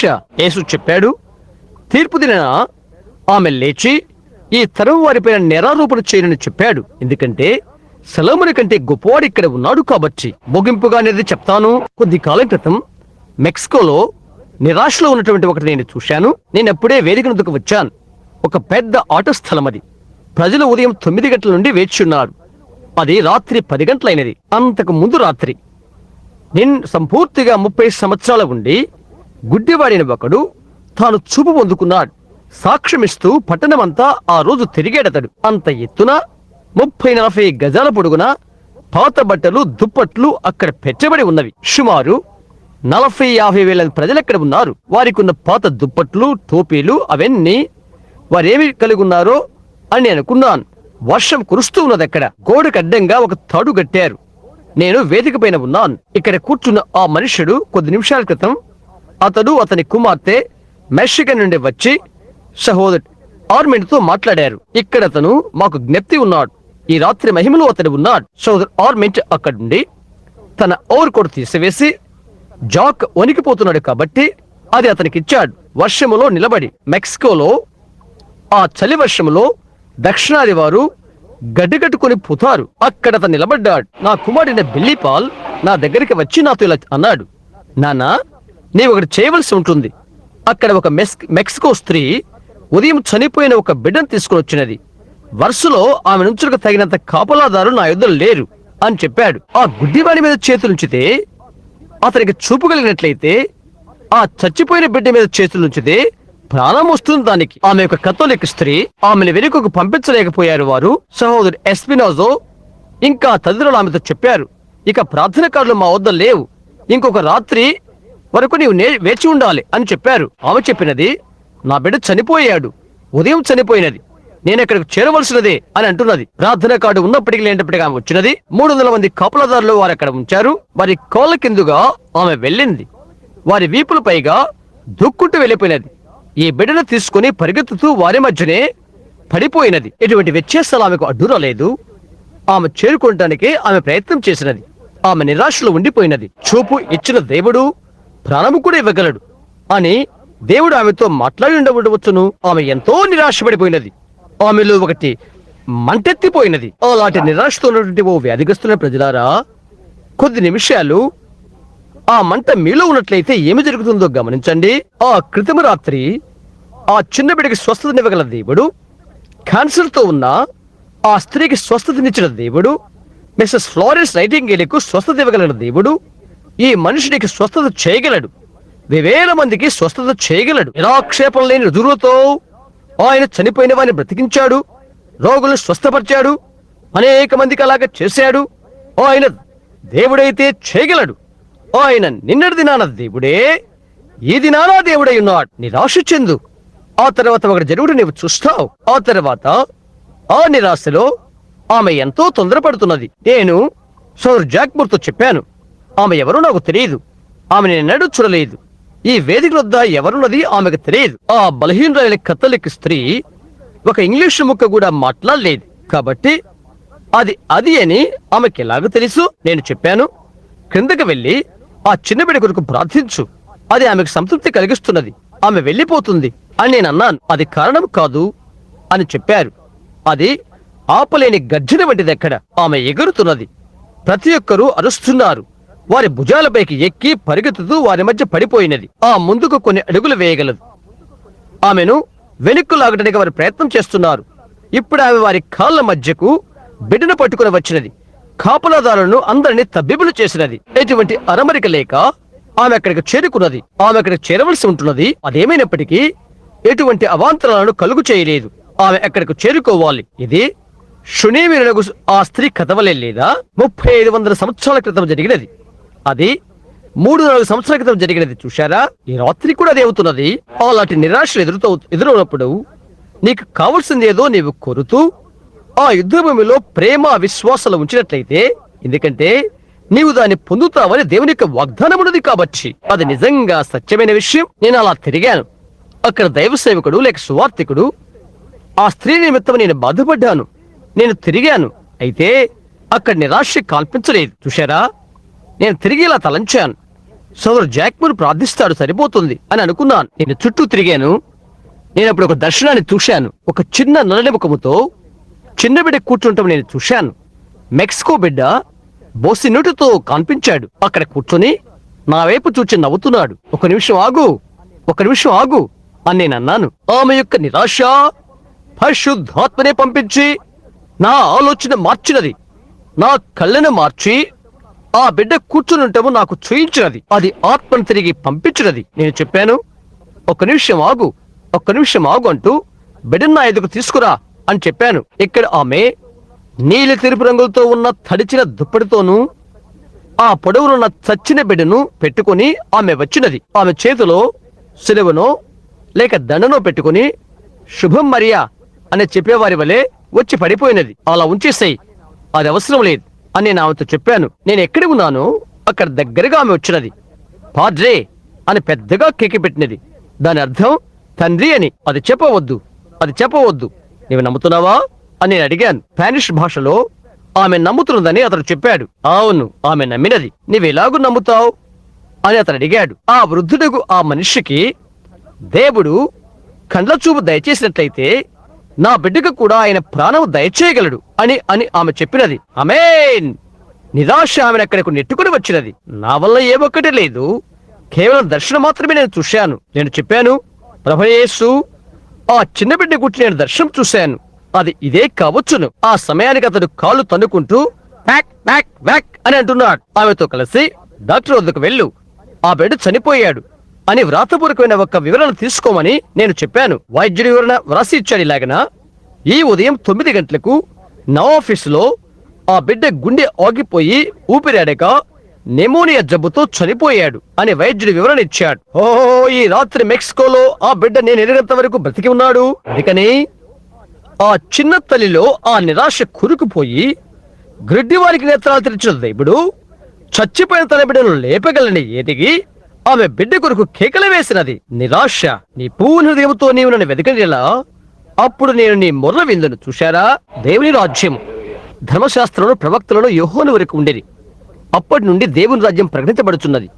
మనుషులందులోకి బలవంతంగా చొచ్చుకుని వెళ్తున్నారు. నివేదనలో నిలబడి చొక్కాయి పట్టుకుని పైకి లాగు ప్రభువా లోనికి నెట్టు అని చెప్పవద్దు.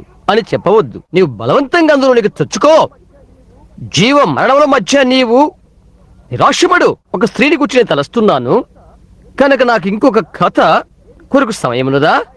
ఏ విధంగా ఆ అమ్మాయి దారి తప్పి మరలా తిరిగి క్రొత్త పుటలో ఆరంభించినదో చెప్తాను. ఆమె ఇలా నిలబడి చెప్పినది, నేను బాగానే ఉన్నానని అనుకుంటున్నాను.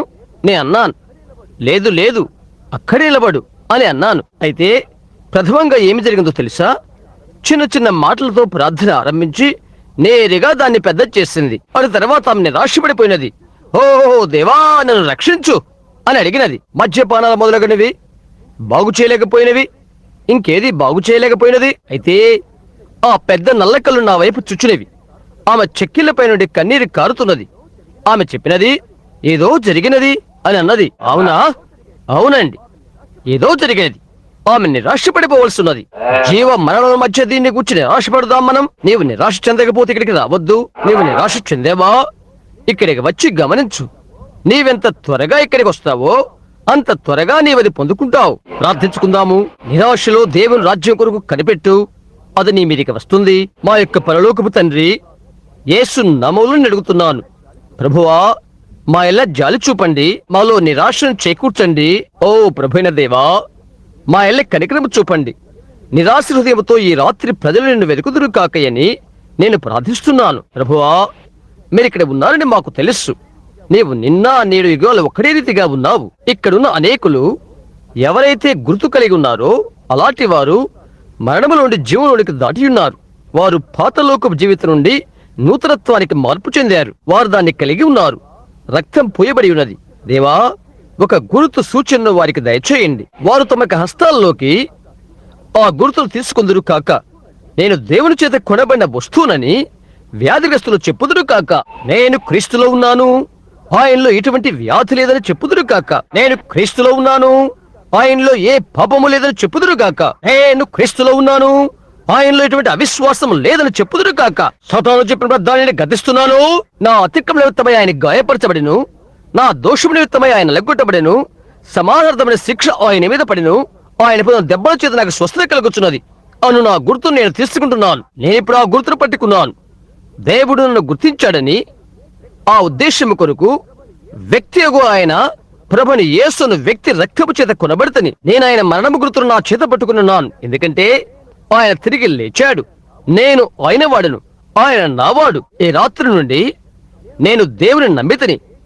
నేను అక్కడికి చేరుకున్నప్పుడే అవన్నీ జరిగించబడినవని నిశ్చయమైన విశ్వాసంతో నేను వెళ్తాను. ఎందుకంటే ఆయన నోటి నుండి పలుకబడిన ఆఖరి మాటలు ఇవి. వారు రోగుల పైన చేతులుంచినప్పుడు వారు స్వస్థత నొందుదురు. ప్రభువా, దాన్ని దయచేయండి. నిరాశ చేకురును కాక. యేసు నామమున అడుగుచున్నాను, ఆమేన్. ఆలోచించు. నేను తీర్మానించుకుంటున్నాను. మీరు దాన్ని నమ్ముతున్నారా? నేను తీర్మానం చేసుకున్నాను. నేను నిశ్చయించుకున్నాను. దేవుని కృప చేత అది నన్ను తాకే వరకు నేను దాన్ని నిలుపు చేయనని నిశ్చయం చేసుకున్నాను. నా మీద చేతులు పెట్టించుకోవటకై నేను ఇక్కడికి వెళ్తున్నాను. దేవుడెప్పుడును మనకు అపజయమివ్వడు. ఆ గొప్ప వైద్యుడు ఇప్పుడు దగ్గరలో ఉన్నాడని నేను నమ్ముతున్నాను. వాక్యాన్ని వ్రాసిన దేవుని నేను నమ్ముతున్నాను. అర్పణ చేసిన దేవుని నేను నమ్ముతున్నాను. ఈ రాత్రి పాపం నుండి శుద్ధీకరించిన దేవుని గుర్తును నేను నమ్ముతున్నాను. ఆ గురుతు ఆయన సొంత ప్రాణమే ఇప్పుడు మన మధ్య ఉన్నది. యుగ పర్యంతరము నేను మీతో కూడా ఉందును. లోకం ఇక్కడ నన్ను చూడదు. కొంచెం కాలమైన తర్వాత మీరు నన్ను చూద్దరు. నేను మీలో ఉంటాను, మీతో ఉంటాను. యుగ పర్యంతరము మీతో ఉంటాను. దాన్ని మీరు నమ్ముతున్నారా? నేను ఆయన నమ్మిక ఉంచుతున్నాను. ఆయన చేస్తాడని నేను నమ్ముతున్నాను. మీరు కూడా. మరిప్పుడు నేను దాన్ని ఆరంభించిన వెంటనే దర్శనాలు నేను చూస్తున్నాను. ఆమేన్. గొప్ప గొప్ప విషయాలను తెలియచేయ ప్రభు యొక్క గొప్ప దర్శనాలు. ఆమేన్. దాన్ని మనం ఆరంభిస్తే ఈ రాత్రంతా ఇక్కడ ఉంటాం. నమ్మబోతున్నాం. మీరు నమ్ముతున్నారా? ఆమేన్.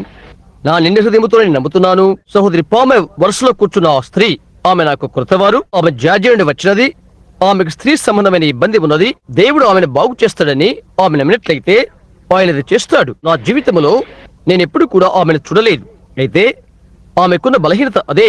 ఆ స్త్రీ నేను ఇక్కడ ప్రసంగం చేస్తున్నప్పుడు ఆమె వర్తమానం కృత వినదో లేదో నాకు తెలియదు, కానీ నేను ఆమెను చూశాను. నీవు దాన్ని నమ్మాలి. అది వాస్తవమేనా? ఆమేన్. నీవు నమ్మినట్లయితేనే. అంతే. ఇక్కడ వెనకాల కూర్చున్న ఆమె వీపు నొప్పితో ఎంతో బాధపడుతున్నది. ఆమె పేరు శ్రీమతి విజ్డమ్. నీవు నీ నిండు హృదయంతో నమ్మినట్లయితే యేసుక్రీస్తు నేను స్వస్థపరుస్తాడు. నేను ఏనాడు నా జీవితంలో ఆమెను చూడలేదు. ఆమె బాధపడుతూ వెనకాల కూర్చుని ఉన్నది. ఆమె పసుపు రంగు వస్త్రాలు ధరించి ఉన్నది. అవునా? మంచిది. మనం ఒకరికొకరు తెలియని వారము. అవును, మంచిదండి. ఆరోగ్యవంతుడవై ఇంటికి వెళ్ళు.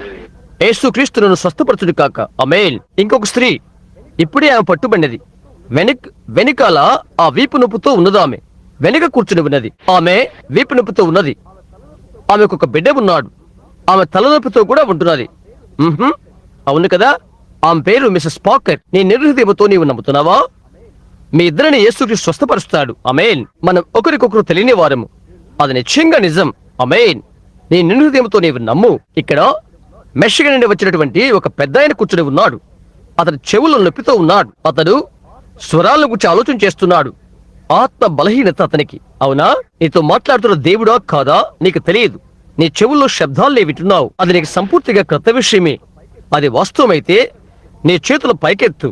అది జరుగుతున్న విషయం. అది నేనన్నడూ బాధపరచలేదు. యేసుక్రీస్తును స్వస్థపరుస్తాడు.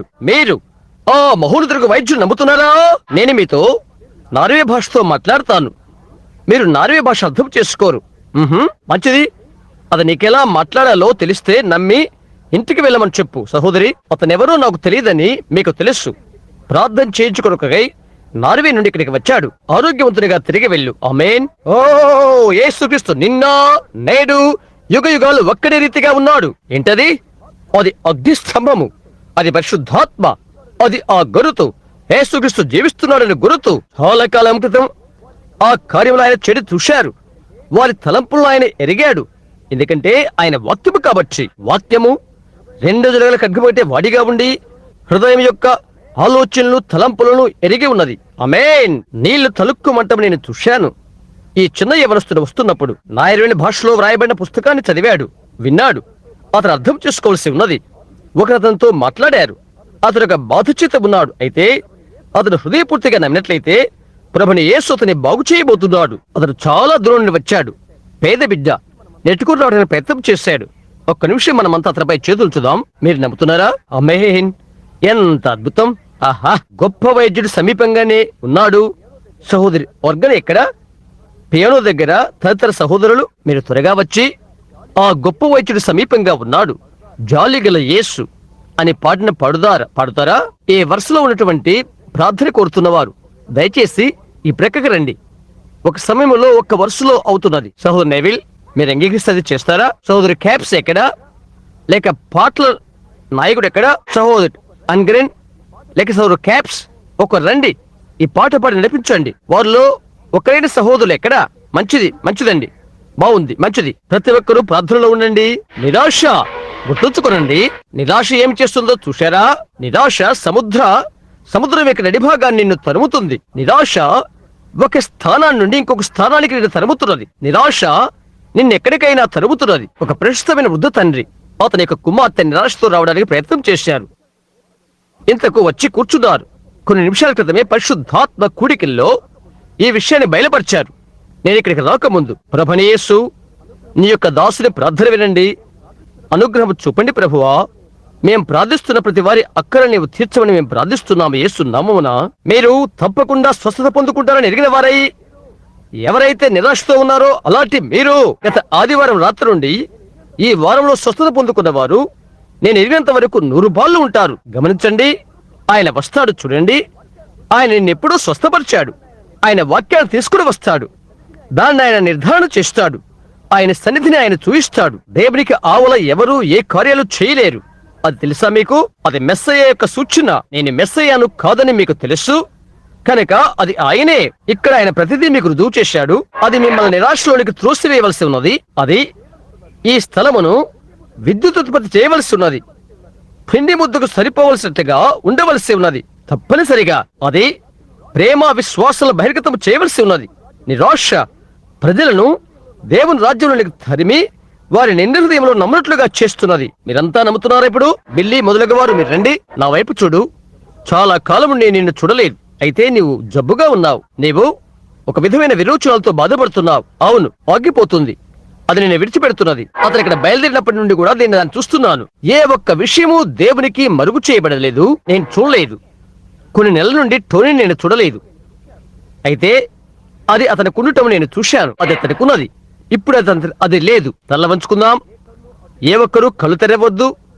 ఏ కన్ను అటు ఇటు చూడవద్దు. ప్రతి ఒక్కరూ ప్రార్థనలో ఉందాం. బిల్లిపాల్ గాని సహోదరు నెవిలి కానీ ఆ సమయం వచ్చినప్పుడు వరుసకు పిలుస్తారు. ఇప్పుడు ప్రతి ఒక్కరూ ప్రార్థనలో ఉండండి. మీరు పిలువబడిన తర్వాత మధ్యలో ఉన్న మీ ఎడమ చేతి వైపునకు వస్తారు.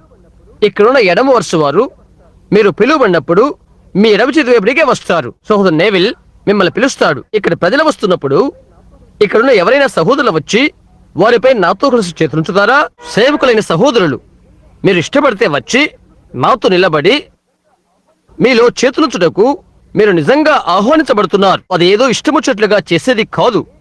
నాకే విధంగా హక్కు ఉన్నదో అలాగే మీరు హక్కును కలిగి ఉన్నారు. పరిశుద్ధాత్మ ఇక్కడ ఉన్నారని నాకు తెలుసు. ఎవరైనా నమ్మకపోతే వారిలో ఏదో పొరపాటు ఉంటున్నది. సరే, మనం అడుగుతున్న ప్రధాన్ని దేవుడు దయచేయనని మన నిండు హృదయంతో మనం నమ్ముదాం. నమ్మకం ఉంచండి.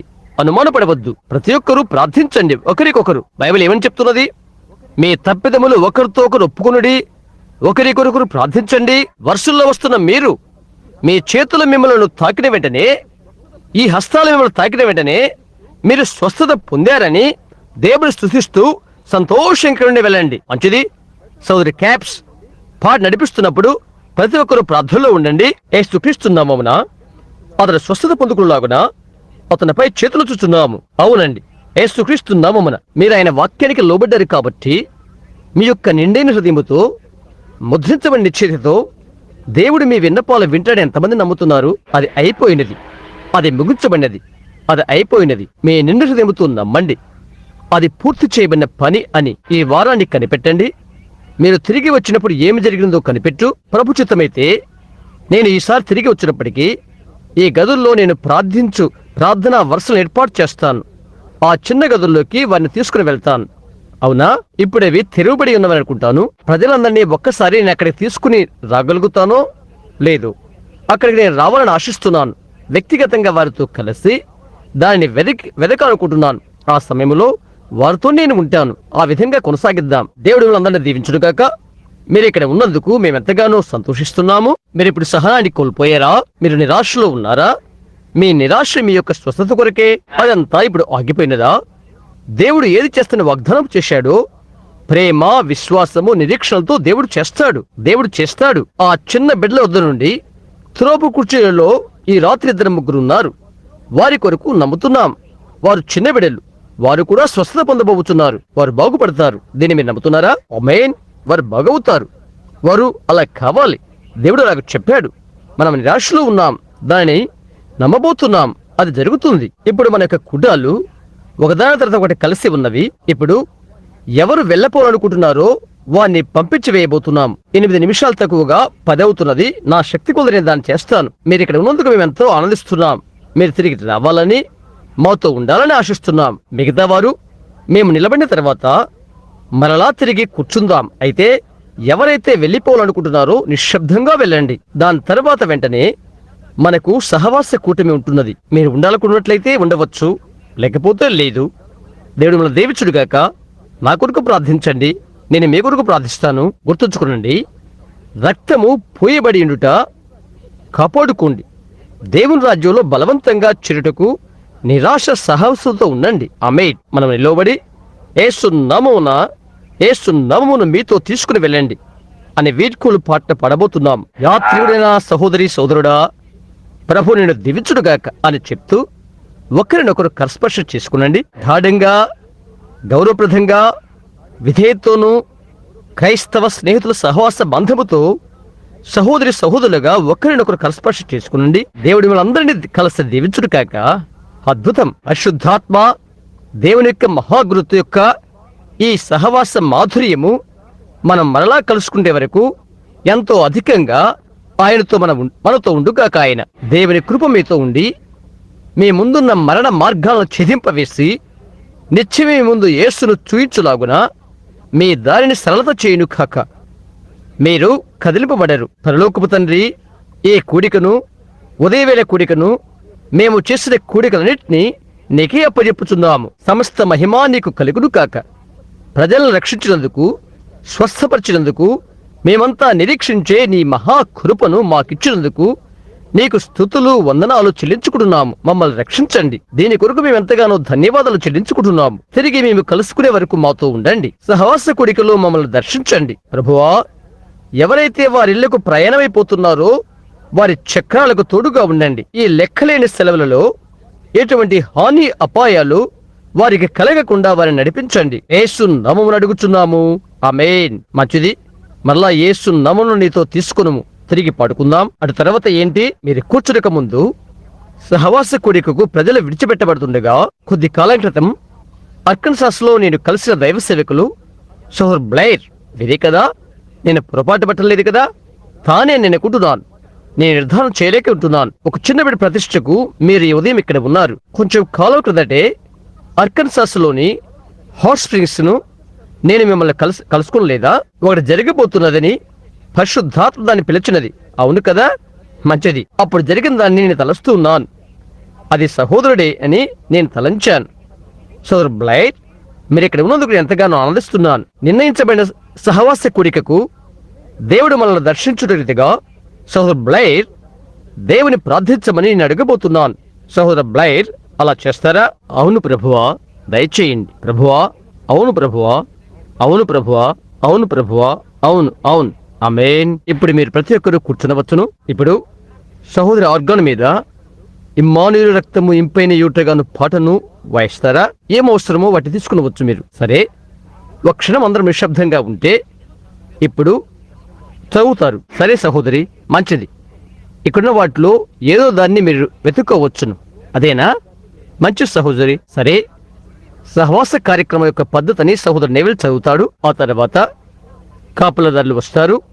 ఎవరైనా కొత్తవారు ఉన్నట్లయితే మన వస్తున్న రీతిగా వరుస వెంబడి వరుస, దారి వెంట దారిలో సహవాస కార్యక్రమం కొరకు రానివ్వండి. ఇప్పుడు మీరు ధ్యానంలో ఉండండి. గుర్తుంచుకునండి, ఇశ్రాయేళ్లు తమ యాత్రంతట్లో నిరాశలో భుజించారు. 40 సంవత్సరాల అంతం వరకు వారిలో ఒక్క బలహీనుడు కూడా లేడు. ఇది దైవిక స్వస్థత కూడా. సోదరు నెవిల్, ప్రభు నేను దీవించునుగాక. నేను మీకు అప్పగించే దాన్ని ప్రభు వలన పొందుతని. ప్రభుని యేసు తను అప్పగించబడిన రాత్రి ఒక రొట్టెని ఎత్తుకుని కృతజ్ఞతాస్తుతులు చెల్లించి దాన్ని విరచి, ఇది మీ కొరకే నా శరీరం, నన్ను జ్ఞాపకం చేసుకుంటకై దీన్ని చెడిని చెప్పాను. ఆ ప్రకారమే భోజనమైన పిమ్మట ఆయన పాత్రను ఎత్తుకుని, ఈ పాత్ర నా రక్తం వలన క్రొత్త నిబంధన, మీరు దీనిలో త్రాగునప్పుడల్లా నన్ను జ్ఞాపకం చేసుకుంటకే దీన్ని చెడిని చెప్పాను. మీరు ఈ రొట్టెను తిని ఈ పాత్రలోనిది త్రాగునప్పుడల్లా ప్రభు వచ్చే వరకు ఆయన మరణమును ప్రచురించెదరు. కాబట్టి ఎవడు అయోగ్యముగా ప్రభు యొక్క రొట్టెను తినను లేక ఆయన పాత్రలోనిది త్రాగును, వాడు ప్రభు యొక్క శరీరంను గూర్చి రక్తంను గూర్చి అపరాధేగును. కాబట్టి ప్రతి మనుషుడు తను తాను పరీక్షించుకునవలెను. అలాగ చేసి ఆ రొట్టెను తిని ఆ పాత్రలోనిది త్రాగవలెను. ప్రభు శరీరమని వివేచింపగా తిని త్రాగువాడు తనకు శిక్షావిధి కలుగుటికే తిని త్రాగుచున్నాడు. ఇందువలననే మీలో అనేకులు బలహీనులను రోగులయ్యున్నారు, చాలా మంది నిద్రించుచున్నారు. అయితే మనల్ని మనమే విమర్శించుకునేలా తీర్పు పొందకపోదుము. మనము తీర్పు పొందినేలా లోకముతో పాటు మనకు శిక్షావిధి కలుగకున్నట్లు ప్రభువు చేత శిక్షించబడుచున్నాము. యేసుక్రీస్తు వారి శరీరానికి సాదృశ్యంగా ముడతలబడి విరువబడిన కోషర్ రొట్టెను నేను పట్టుకుని ఉన్నాను. ఈ చెరిగిన తెర ద్వారా అతి పరిశుద్ధ స్థలంలోనికి మనకు అనుమతి అనుగ్రహించబడి ఉన్నది. మా పరలోకపు తండ్రి విరుడుబడిన ముక్కలైన శరీరానికి సాదృశ్యంగా ఈ రొట్టె తయారు చేయబడి ఉన్నది. మాలో ప్రతి ఒక్కరూ అది తీసుకుంటున్నప్పుడు అక్షరార్థంగా అట్టి కార్యాన్ని కలిగిందుము కాక మా యొక్క పాపాలకు క్షమాపణను పొంది అతి పరిశుద్ధ స్థలములోనికి అంగీకారమును పొంది మా భవిష్యత్తులో నీ సన్నిధిలో నివసించుట కొరకై అంగీకారమును పొందుదుము కాక. భూమిలో మేం బ్రతికిన దినములను నిత్యత్వములో నిత్యము నీతోనే ఉందుము కాక. దాన్ని దయచేయడి తండ్రి. ఏ ఉద్దేశము కొరకై ఏర్పాటు చేయబడిన ఈ రొట్టెను అందుకొరకై దీవించండి. యేసు నామమున ఆమేన్. బైబిల్ ఇలా చెప్తున్నది, ఆయన పాత్రను తీసుకున్నప్పుడు ఆపరికరమే భోజనం పిమ్మట ఆయన పాత్రను ఎత్తుకుని, ఈ పాత్ర నా రక్తమైన క్రొత్త నిబంధన, ఇది మీ కొరకు చిందించబడి ఉన్నది. మనం ప్రార్థిస్తుండగా ప్రభు తన ఆశీర్వాదాలను దీని మీద కృమరించుడు కాక, ప్రభువైన యేసు, నేనిక్కడ ద్రాక్షల యొక్క రక్తాన్ని ద్రాక్షాపనుల యొక్క రసమును పట్టుకుని ఉన్నాను. తండ్రి, ఎక్కడి నుండి ఆ గుర్తు వచ్చినదో అట్టి ప్రశస్త రక్తము ద్వారా మమ్మల్ని శుద్ధీకరించండి. ఇది దానికి సదృశ్యంగా ఉన్నది. తండ్రి, ఈ సూచనకై అటు దాని కొరకై నేను వందనాలు చెల్లిస్తున్నాను. దీనిని తినువానికి త్రాగిన వానికి నిత్య జీవము కలదని నీవు చెప్పి ఉంటివి. కడవరి కాలంలో వాడిని తిరిగి లేపుతానని నీవు చెప్పి ఉన్నావు. ఈ వాగ్దానము కొరకై మేము ధన్యవాదాలు చెల్లిస్తున్నాము. తండ్రి, మా అందరి హృదయాలను శుద్ధీకరించండి. మేము విశ్వాసముందు యోగ్యమున్నట్లుగా మాకు మేము యోగ్యులము కామని మేము ఎరుగుదము. సంపూర్తిగా యేసుక్రీస్తు రక్తాన్ని మేము అంగీకరిస్తున్నాము కనుక విశ్వాసమందు అపజయమందము. తండ్రి, దయచేయండి. అది నిర్దేశించబడిన ఉద్దేశము కొరకై ద్రాక్షరసాన్ని శుద్ధీకరించండి. ఎవరైతే ఈ రాత్రిలో ఈ రొట్టెను తిని ఈ ద్రాక్షరసాన్ని త్రాగుతారో మా ముందున్న యాత్రకై బలం పొందుదురు కాక. ప్రభువా, దయచేయండి. వారందరూ యేసు వచ్చు వరకు నీ ఆత్మతో నింపబడి ఆరోగ్య బలములతో ఉందురు కాక. ఆమేన్.